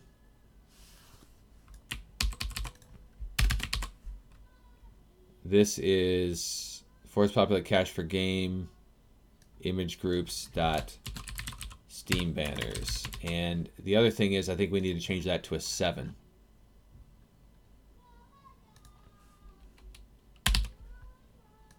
All of these to 7 because we added another section. My daughter's singing. Do you hear her?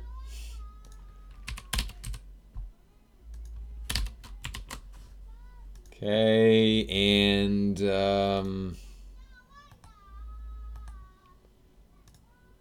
okay, so we got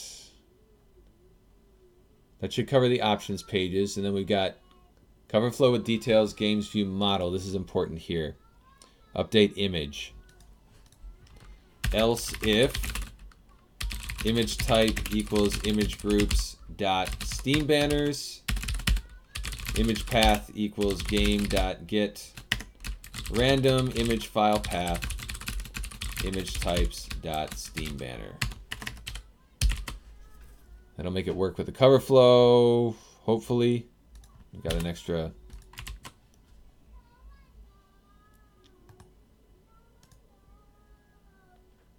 where are we at here? Options pages, cover flow with details, games view model, games view model base, same diff.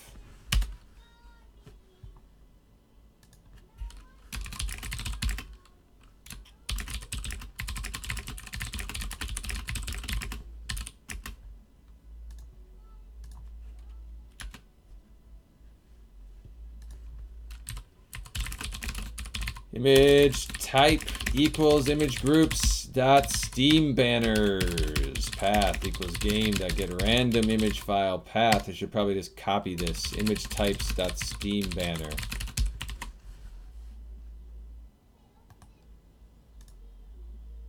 All right, so this was games view model base is covered. Wheel games view model. This is duplicated a bunch of different spots apparently, which it shouldn't be, but I'm not going to fix that right now.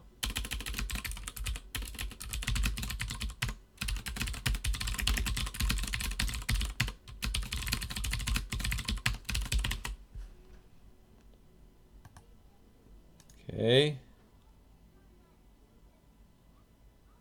There's the wheel games view model. Is that what I just did? Yeah. I think. Yes. Okay, so flow control. I think we're okay there.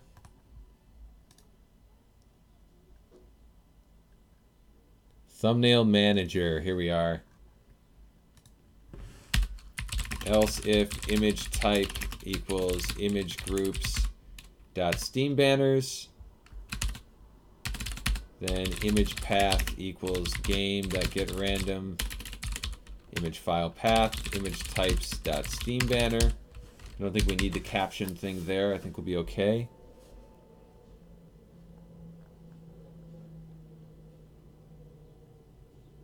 So that's good to go. Hopefully we're reaching the end of this soon. That was the thumbnail manager. The data manager, setting the default image group and the game image type. That's fine.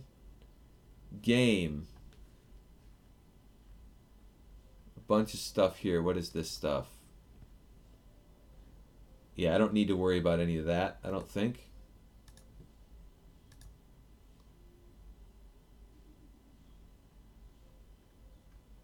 It's in the game class. The image groups class is fine. That's it. So we'll see if this works. Let's find out.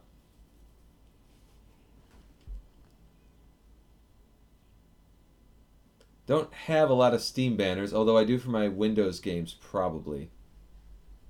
So, it's building. Let me catch up on comments. I'm probably way behind now.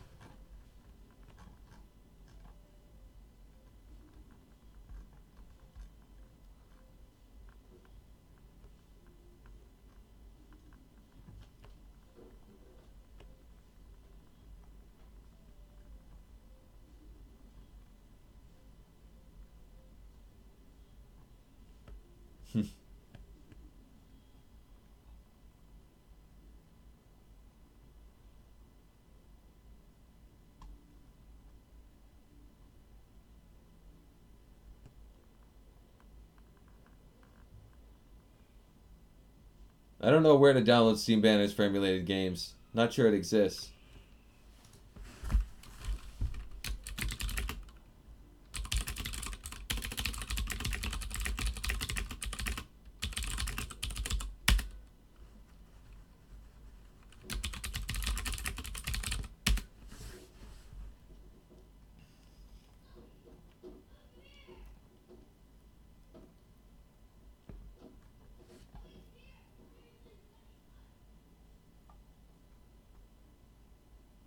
Yeah, we definitely need to. I agree. We need to do another RetroArch tutorial, TJ. I might hit up ETA Prime and have him go through that, because I think that would be a good idea.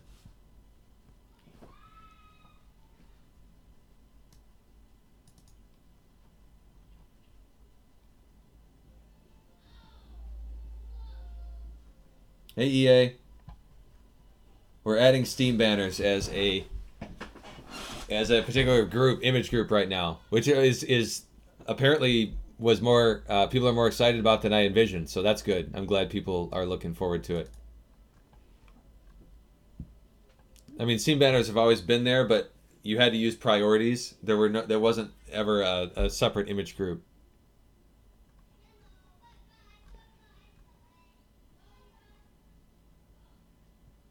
No one watches or chats.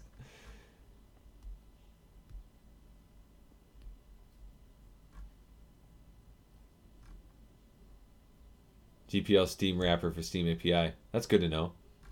Actually, GPL is not a good thing. That kind of screws us over. Yeah, that's the trick. Yeah, generally, we can only use GPL if it's a separate application. We can't use a GPL plugin like that. Anyways, this is built. Let's see what we get, right? I know I don't have a lot of Steam banners. Hopefully it works. We'll see. That would be nice. I'm going to go ahead and, since I'm more familiar with some of the other themes, I'm going to go switch it up. Let's just go to the City Hunter theme, since we haven't given City Hunter any attention on this stream, and that is one of my favorites.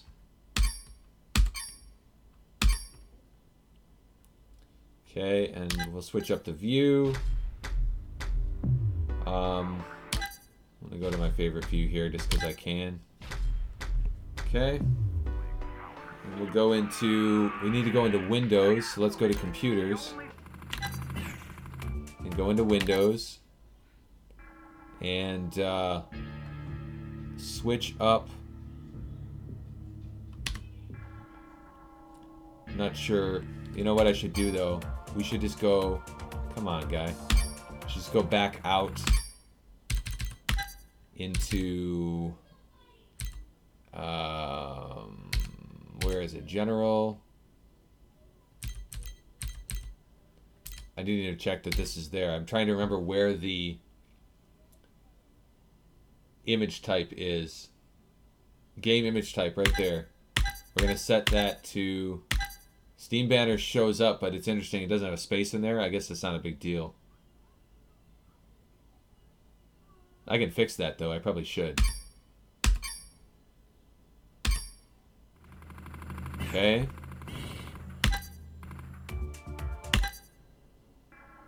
Yeah, we don't have any Steam banners apparently. Actually, I might need to refresh the image cache for these. Come to think about it. And actually,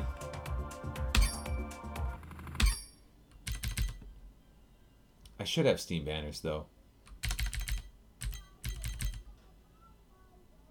Yeah. Let's check LaunchBox. Or I could just... Yeah, we'll go ahead and check LaunchBox. See if it's working in LaunchBox. I don't know. I'm going to go into platforms. No, images. Windows. Steam banner. I do have a bunch of Steam banners for my Windows games. So something... But I think... Nah, something wasn't right somehow or other. We have Steam banners showing up here. But they're not populating with anything. So something is wrong with that mechanism that's actually returning the image. And I'm not quite sure. Although, I am getting some here. Huh. Oh, I'm in all. Duh. Windows. I need to wake up.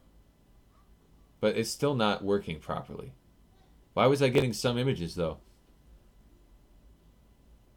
It's a bit odd.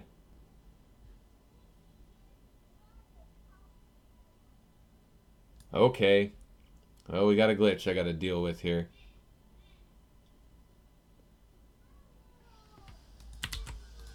Refresh selected images.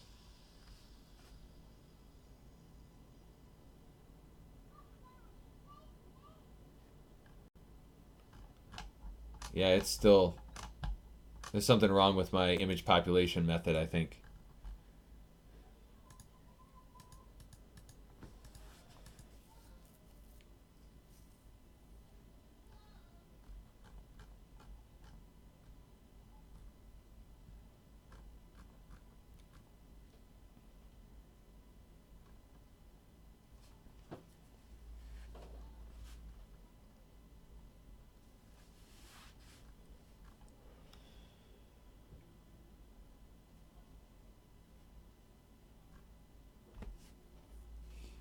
Neglecting City Hunter. Yeah, it's best if I don't look at GPL code while I'm building my own. For real. Which DB is being used for the Steam banners. The Steam banners are actually coming directly from Steam.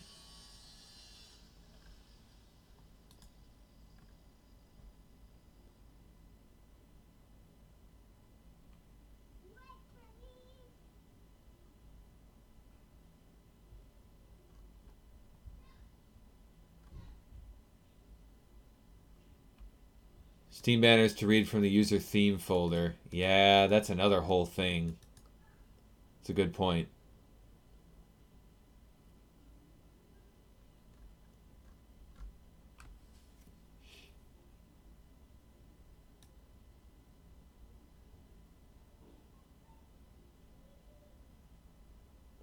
Charco, that would be kind of a major undertaking because the same view is used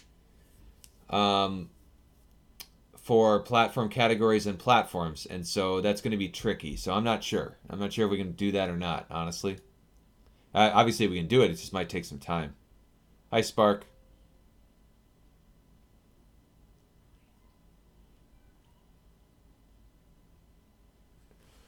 Cheese, that's a matter of preference. You're definitely going to run into a lot more configuration and a lot more trouble setting up LaunchBox and Rocket Launcher combined. Although you get some extra features like, you know, screen fading and managing controls and stuff like that with Rocket Launcher. So it's definitely going to be easier to set up LaunchBox without it first, and then maybe you can set up Rocket Launcher later. That's what I would suggest.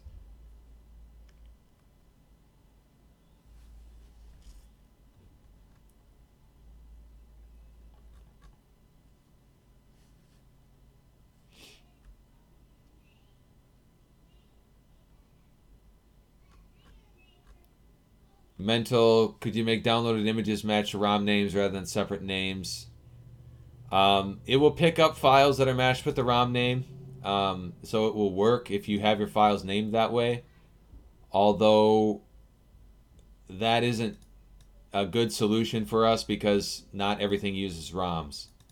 That's the gist.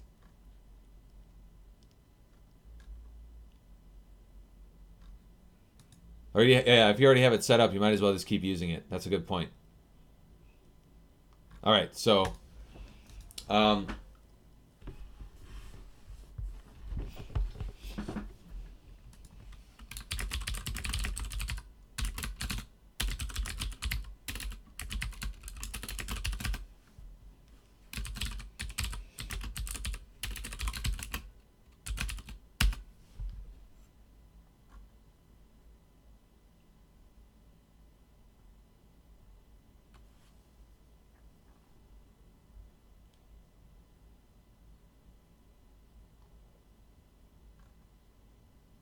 all right, so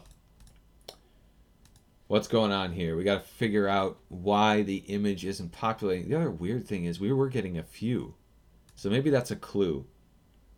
If I go into LaunchBox and see what actually does populate, you know what? First off, though, let's fix this. We want to put a space in there so it shows up correctly in the interface. And that's going to change like everything, of course, as well. I have a feeling it has to do with the image cache, but I'm not sure.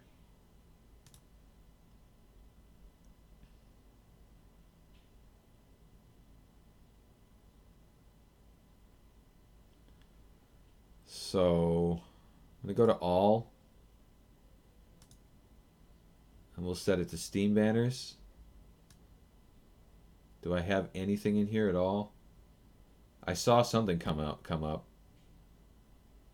Yeah, Alice. So why is Alice working?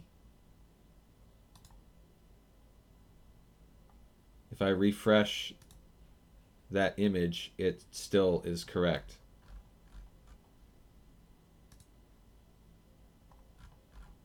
And yet it doesn't show. Wait a minute. Okay.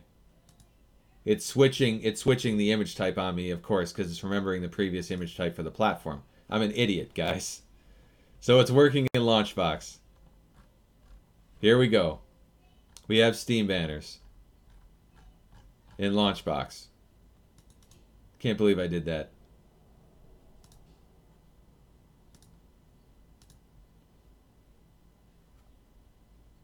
Okay, so there's that. So why wasn't it working in Big Box then?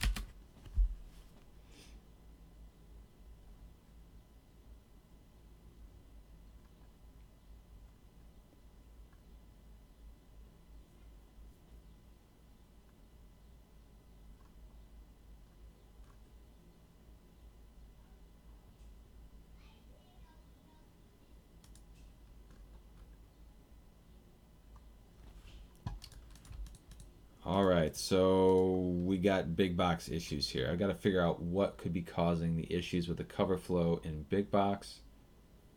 So image cache.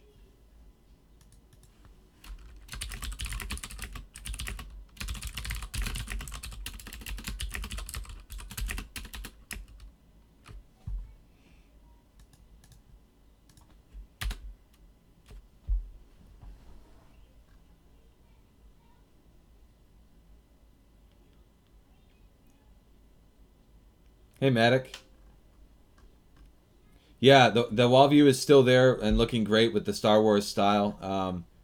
And I might just put out a beta, despite the fact that we're in the middle of the 3D stuff. I really need to.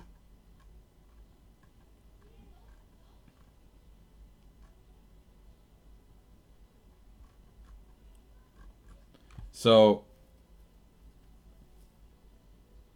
I'm trying to think of what could be causing the issue here. I kind of want to show off the wall view though, and I wonder, actually the wall view should work with switching image types, I think. So let's give that a shot. We go into computers and then Windows. We have Steam banners. It must be because I used the wrong name or something. I don't understand what happened there, but yeah, it's working now.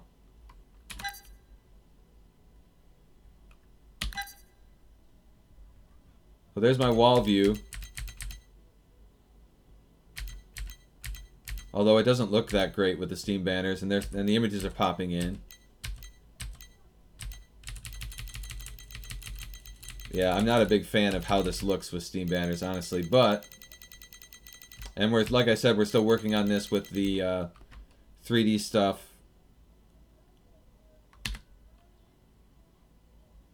There's the boxes. Looks a lot better with boxes. It really does. And the images are populating, which means it's not as performant as it would be when they're all done. But, yeah...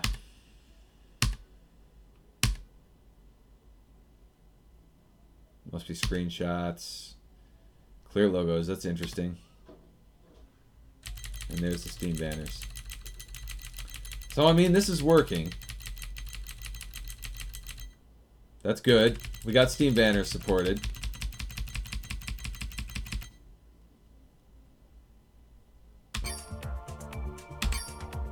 So I guess I'm done with that, right?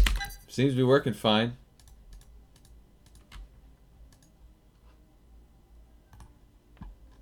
That's good.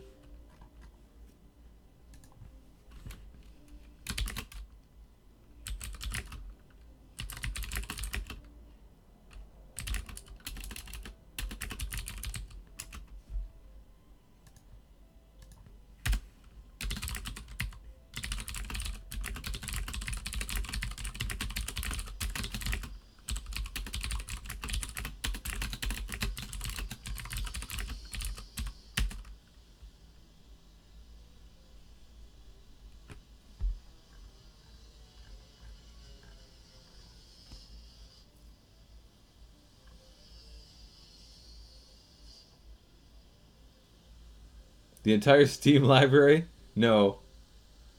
Not even close.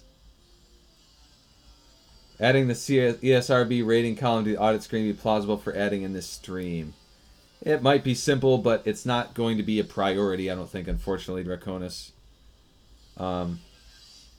Makes sense, but unless everybody on the stream feels that that's like a high priority, and cares, I'm probably not going to do that right this instant.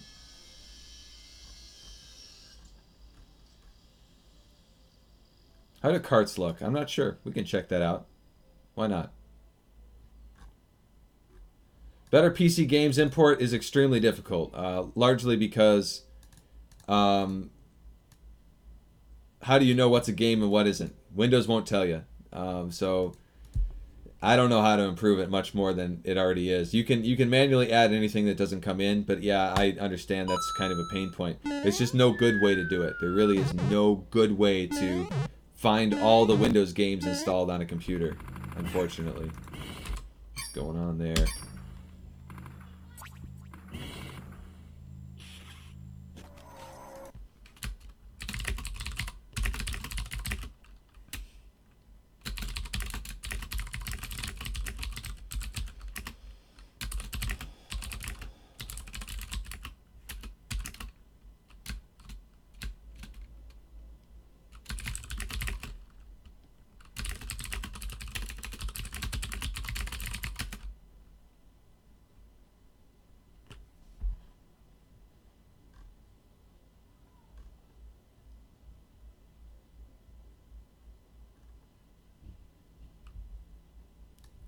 We already have basically a user-generated registry. Well, it's not.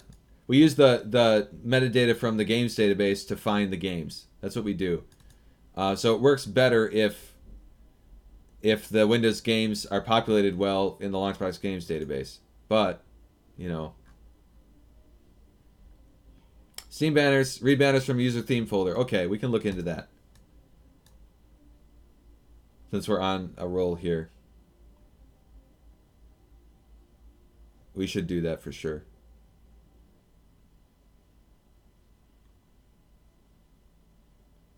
In the case where it's using something like GameEXE, we use the folder name, you know, stuff like that. So we have stuff to help with that, although, well, what we do is, honestly, is we search the start menu.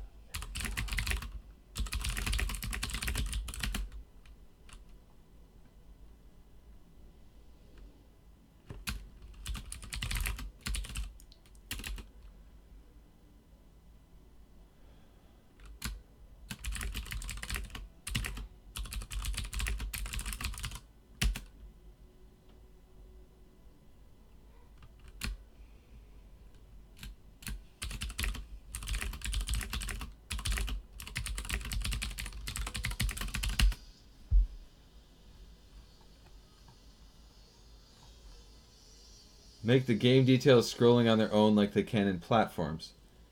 I believe that's already there, Matic, actually. I think.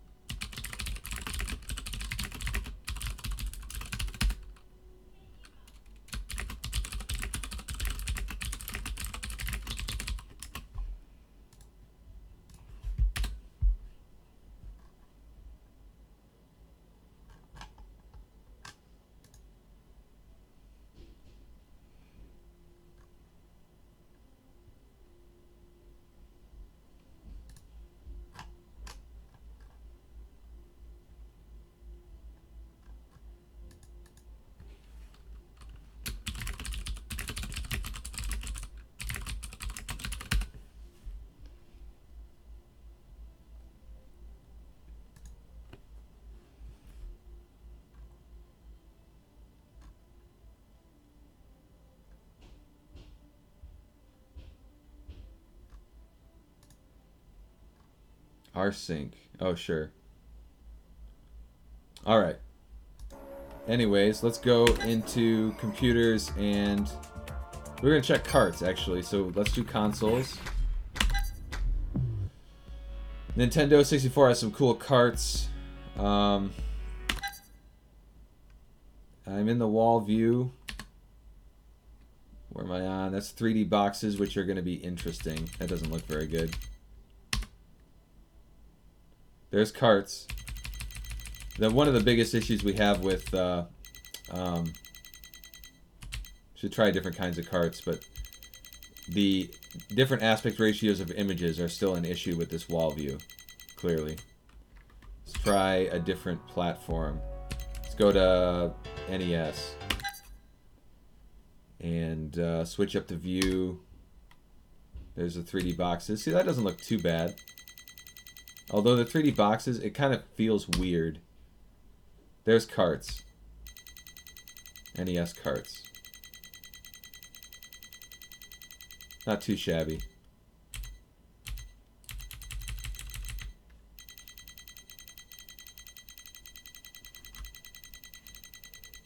Anyways, so that's that.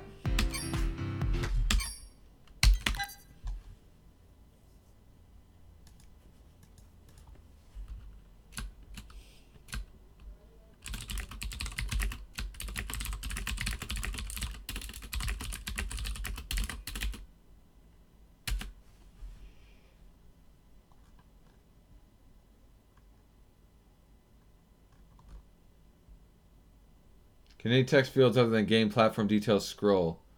Like if a team title is too long, that would be cool. That would be nice. Right now, no. We should have it scroll like marquee though. 3D boxes would look awesome as if on a shelf. Agreed. That would be amazing. The angle is what messes with the 3D boxes, I think.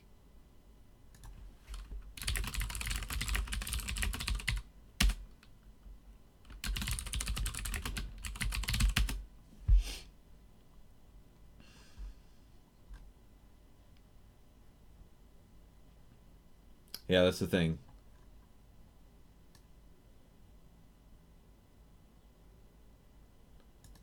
You bring them to a game, you separately the description. Oh, you mean individual fields. Yeah, so you'd basically, what you'd have to do is use a scrollable text block, but the thing is, the scrollable text block currently only scrolls up and down. It doesn't scroll left to right. Yeah, 3D box art is definitely sort of a Wild West thing without any standard. Like an option for the wheel to end and not repeat. Sure, interesting. I think, yeah, it actually wouldn't be difficult to do, but we'd have to add an option for it and everything. So probably won't do that right now. But we wanted to get theme support for the Steam banners. So basically, where is that happening?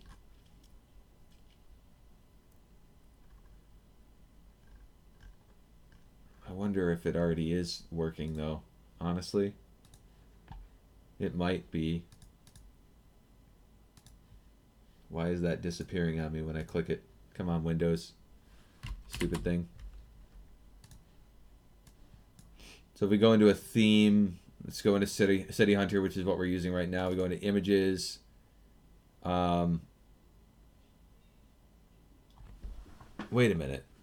So right now, we don't have. That's not gonna work. Right now, we don't even have support for game-specific images and themes. We have support for platform-specific images, but not game-specific images.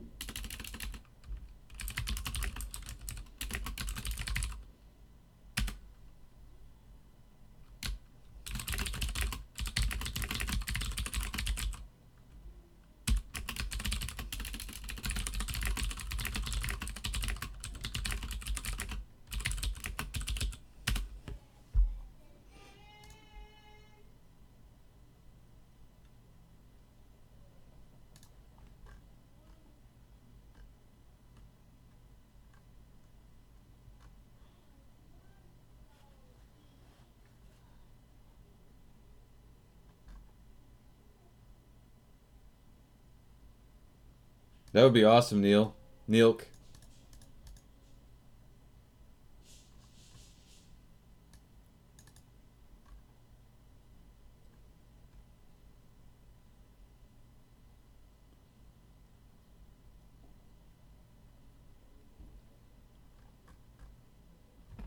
It's all right, mental. So yeah, I don't think we're gonna get the reason why we can't do that today. Get theme specific Steam banners is because we don't have theme specific game images at all right now. So that would be a major undertaking. We have everything for platform images, But we don't have anything for game images.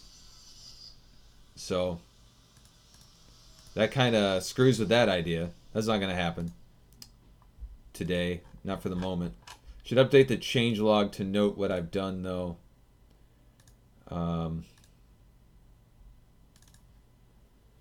This is...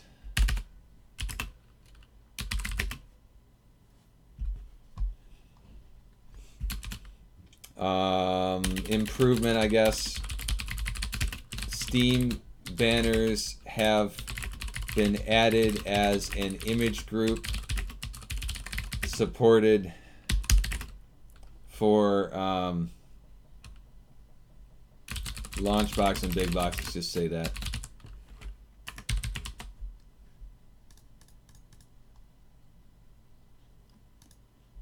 That works.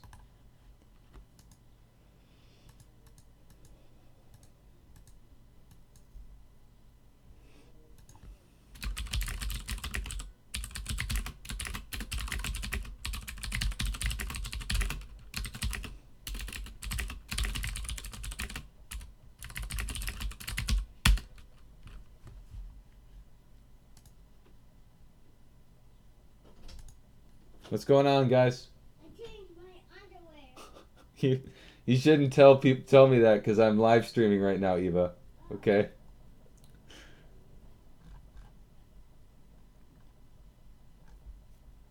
feel like a monster.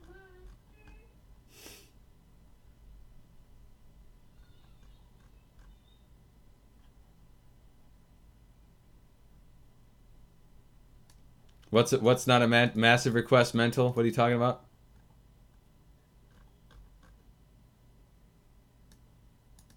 Something later? You mean Steam banners being supported by themes or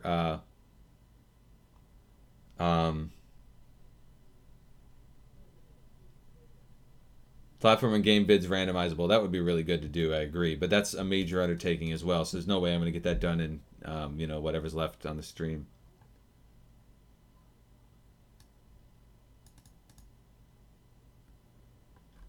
The choice of parenthood, yes.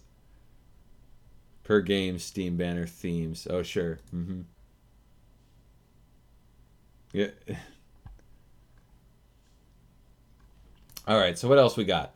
What can we get done quick here? Because we're running out of time. We did this. So the loading game focus issues and conflicts. That's something I want to go through. Combining ROMs needs to use alternate titles is something I definitely need to do, but that's not really quick. So not something I can get done on this stream.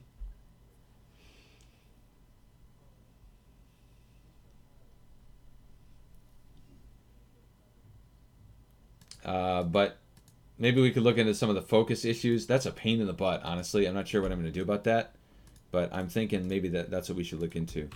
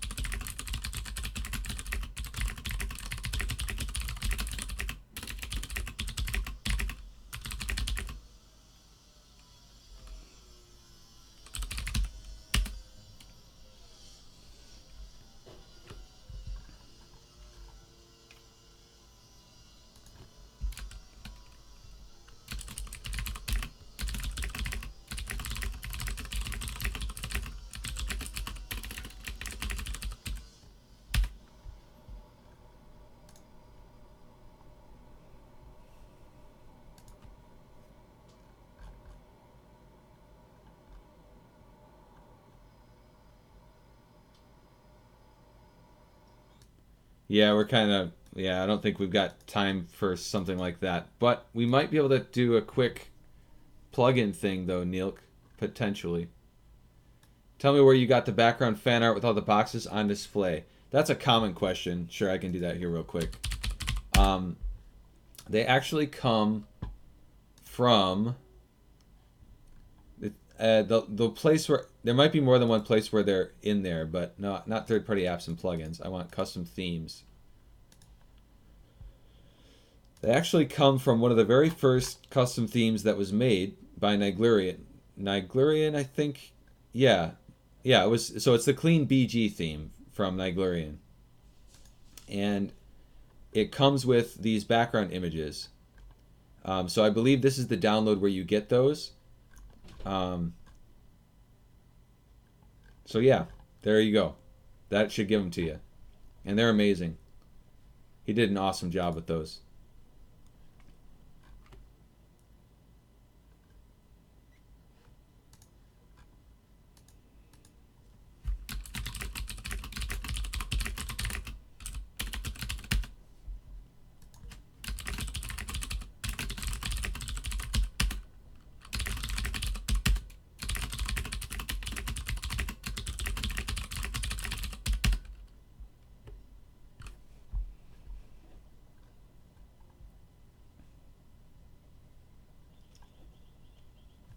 As you're coding, can I ask how do you get started coding?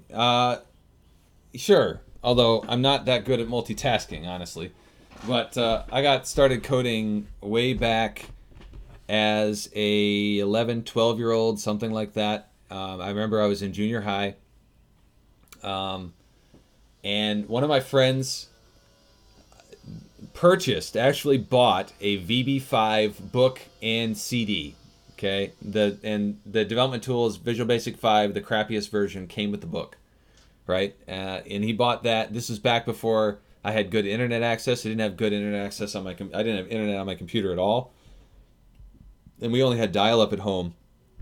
And that book taught me how to program in VB5, way before .NET. And I was a terrible programmer, but I figured everything out on my own. And before that, I had dabbled with like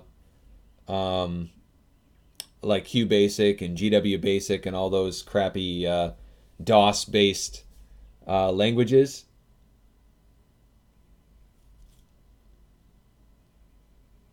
But yeah, I just stumbled on it, fell in love with it. Didn't have any friends, so that was it, right? From there, I stuck with Visual Basic primarily through junior high and high school, and by the time I went to college, I already knew how to program.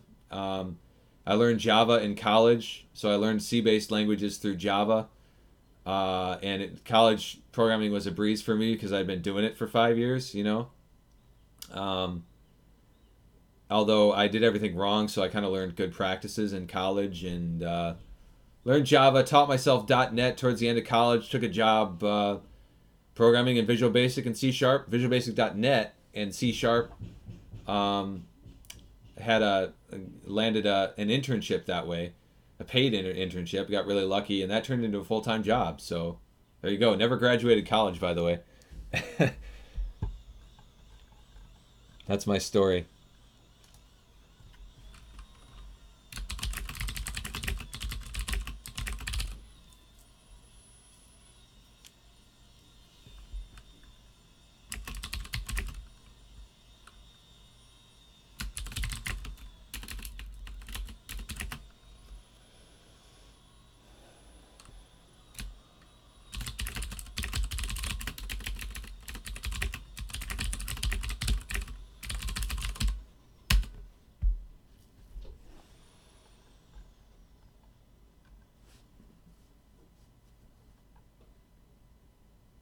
Started coding to mod a game in 1999. That's fun.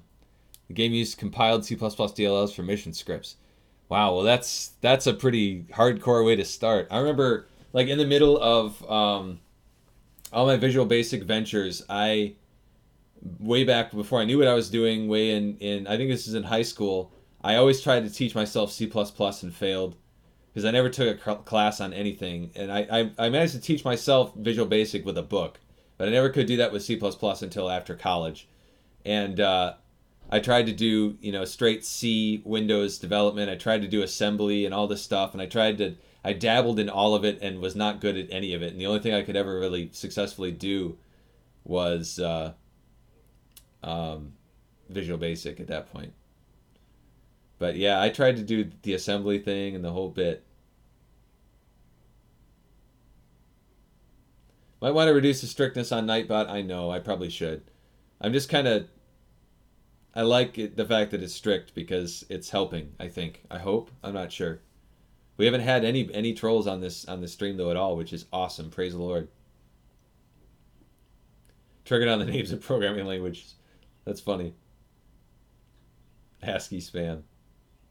Wheel items not looping. Okay. All right. VB6. Yeah, I of course I upgraded to VB6 shortly after VB5, and I can't believe VB6 still works, man. It does. All those VB6 apps, all the VB5 apps even still work on Windows to this day. It's insane. And when I was one of the most awful things I have ever done in my career, okay? The worst thing I ever did as a programmer was I made a setup application in VB6 because it's just guaranteed to freaking work on every version of Windows modern out there. So I figured if I could just, and it's like included in automatically in all the OSs these days.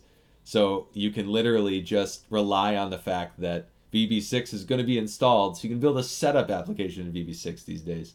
But that was back when I was doing consulting for a particular company, and it wasn't like mass distributed, so it really wasn't a big deal. But I think that's probably the worst thing I ever did.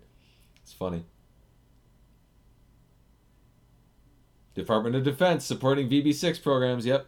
I did that for so freaking long. It's unbelievable how long I was working on VB6 apps. I mean, I was still working on VB6 for at least 5 years into my development career. And I don't even know when it came out, man. But here I was, I learned VB5 when I was like 12. And VB6 must have come out like a couple years later or something like that. Maybe only a year later. And then I was still using it when I was, 26, 27 years old. PTSD flashbacks of dimmed variables. Exactly. Hey, Vlansix.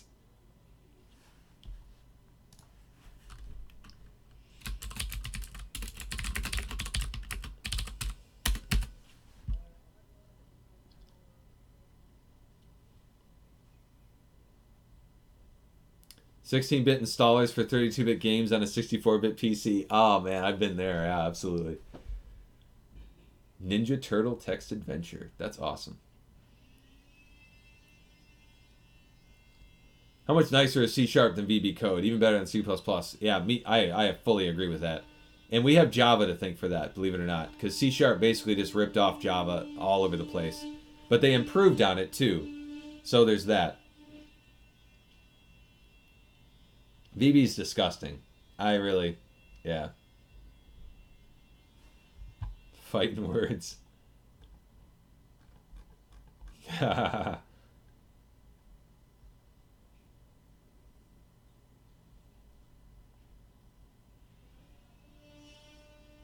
Oh, C++.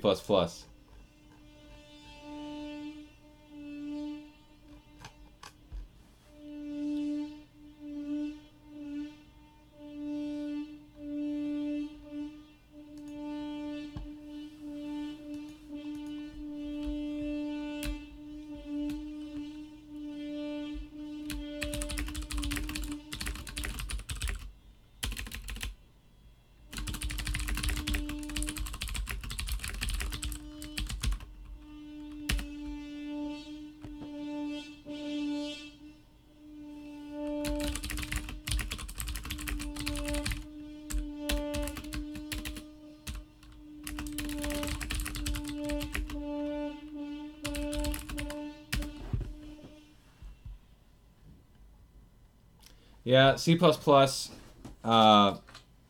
Man, I know C++, but not well. And I used to, so for so many years, I used to be, even in college, I used to be angry at my professor for teaching me Java and not forcing me to go back to C++. And I gotta say that just in the last few years, I've started to realize that I am so glad that I learned more modern languages and I didn't get forced to go back that close to the hardware because my job has been much more fun. And I think like had I taken the more hardcore lower end or lower level C++ route, I probably would have ended up working on stuff that's closer to the hardware, and it would have been a lot harder, but it wouldn't have been as much fun. I wouldn't be doing like I mean, sure, I could have been doing graphics programming for games or something like that, but that's not very likely. Um, and when I come to think about it, it's been much more lucrative for me to do the business stuff. And now I'm so glad that I built LaunchBox and BigBox using modern text instead of going all the way back to C++ or something like that, because it just would have been a nightmare to build with all that stuff. So especially like BigBox. So I'm pretty happy that I was taught the higher end or the higher level, more modern technologies and stuff, which is definitely fit in more to what my expertise was at the time going into college, because I certainly never went back that deep. Although I tried to do the whole assembly thing, tried to do the C++ thing, and failed miserably back when I was a kid. It's crazy.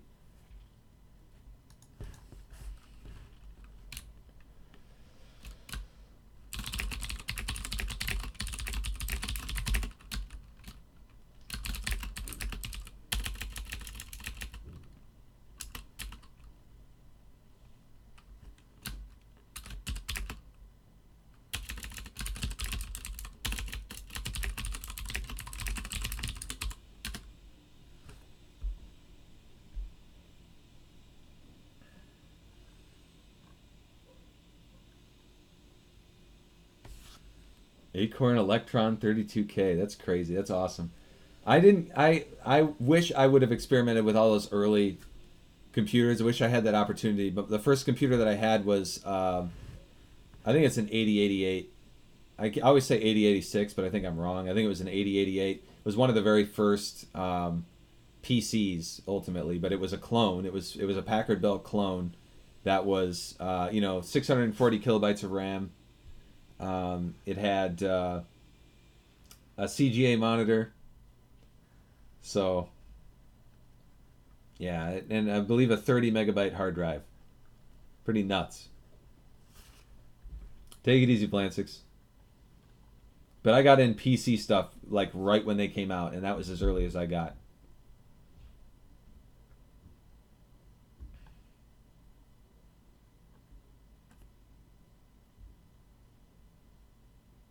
Sounds like someone's sanding a cabinet. Yeah, they're putting the tiles in right now.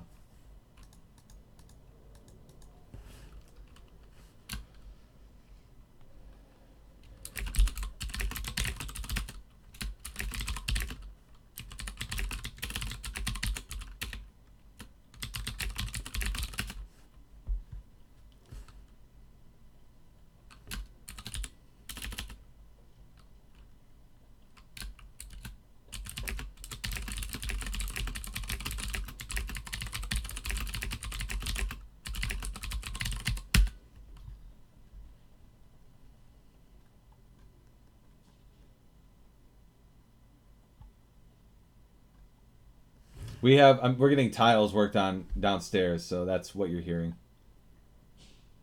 Construction. That was the title of the stream. Under construction, multiple ways, whatever I said. Yep. Yeah, high level, exactly. High level is fine for now, and honestly, one of the reasons why we've had so much success with Big Box and LaunchBox is because we are high level, and that allows us to be able to develop things quickly. So it's important. Professors had us learn assembly for a few years. That's the funny thing is, I did have to learn assembly. And I actually had to learn, I built, believe it or not, we built our own virtual machine in Java, but it wasn't a virtual machine that emulated a specific platform. It was literally emulated an entire early computer. And we built an assembler for it. It would read either machine code or the assembly language that we made up for it. So it was a very simple version um, of a a virtual computer, but I did have to do that, and it was really fun actually. But we only spent like a couple months on it, so the majority of the time we did stick with Java, but we built it in Java, so it was a really neat project though. Yeah, mental.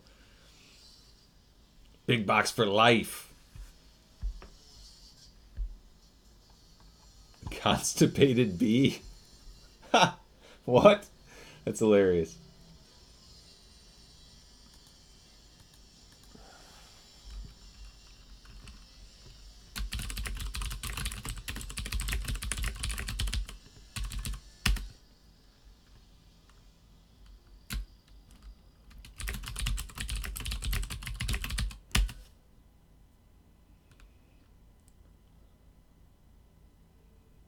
Assembly is a nightmare. Some people are gods at it. It takes me like 2 hours to make something that I could get running in mono in 2 minutes. Yeah, of course.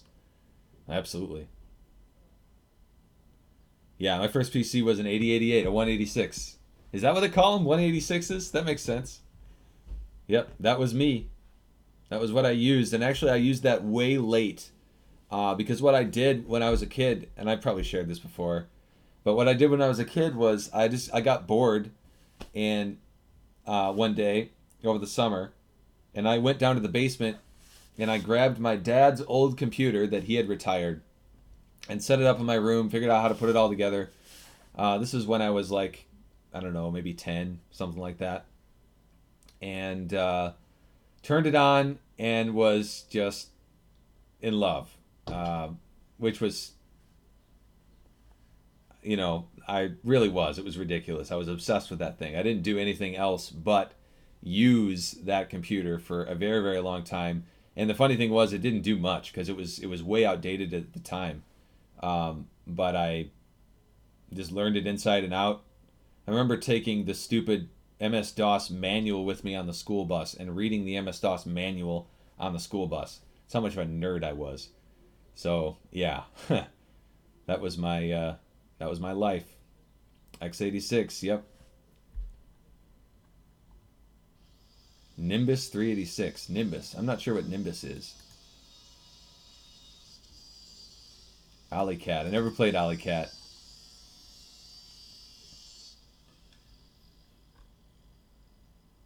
Assembly time was punch cards on an IBM 370 writing a bubble sort. Man, that would be amazing. I wish I was around in punch card times, but I never was.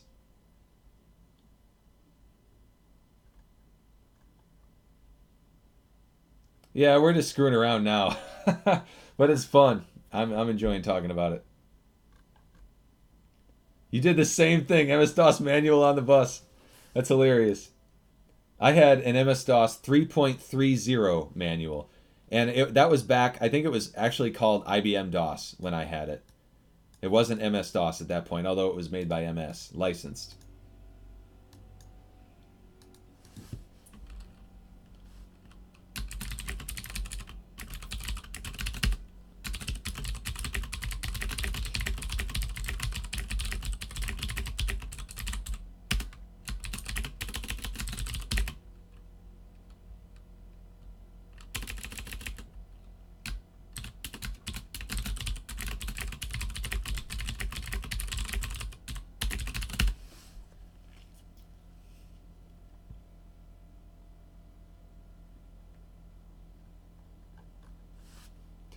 386 DX40, yep. Pentium 4 with 256 megs of RAM, dial-up. Yeah.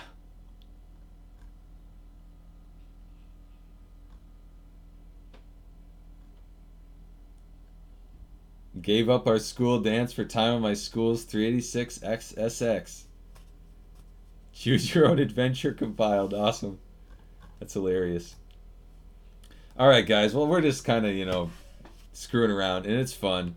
But I think I'm going to go ahead and end the stream since I got so much racket going on over here. I'm going to check on my family and stuff. But it's been a good stream. We didn't get a lot done, but had a lot of good discussions. No trolls. You can't go wrong with that, right? So thanks everybody, and I will see you guys on Monday. I'm gonna hit up Lansix here soon and see where we're at on the 3D stuff, because I definitely need to figure out what I'm gonna work on next and get that tied in with him.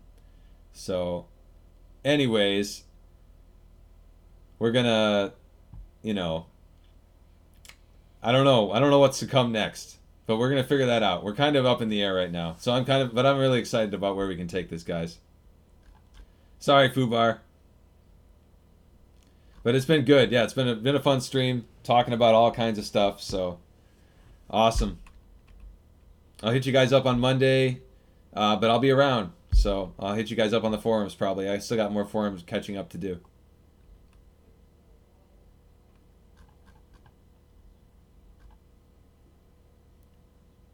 Take it easy. Love you all too. See you guys.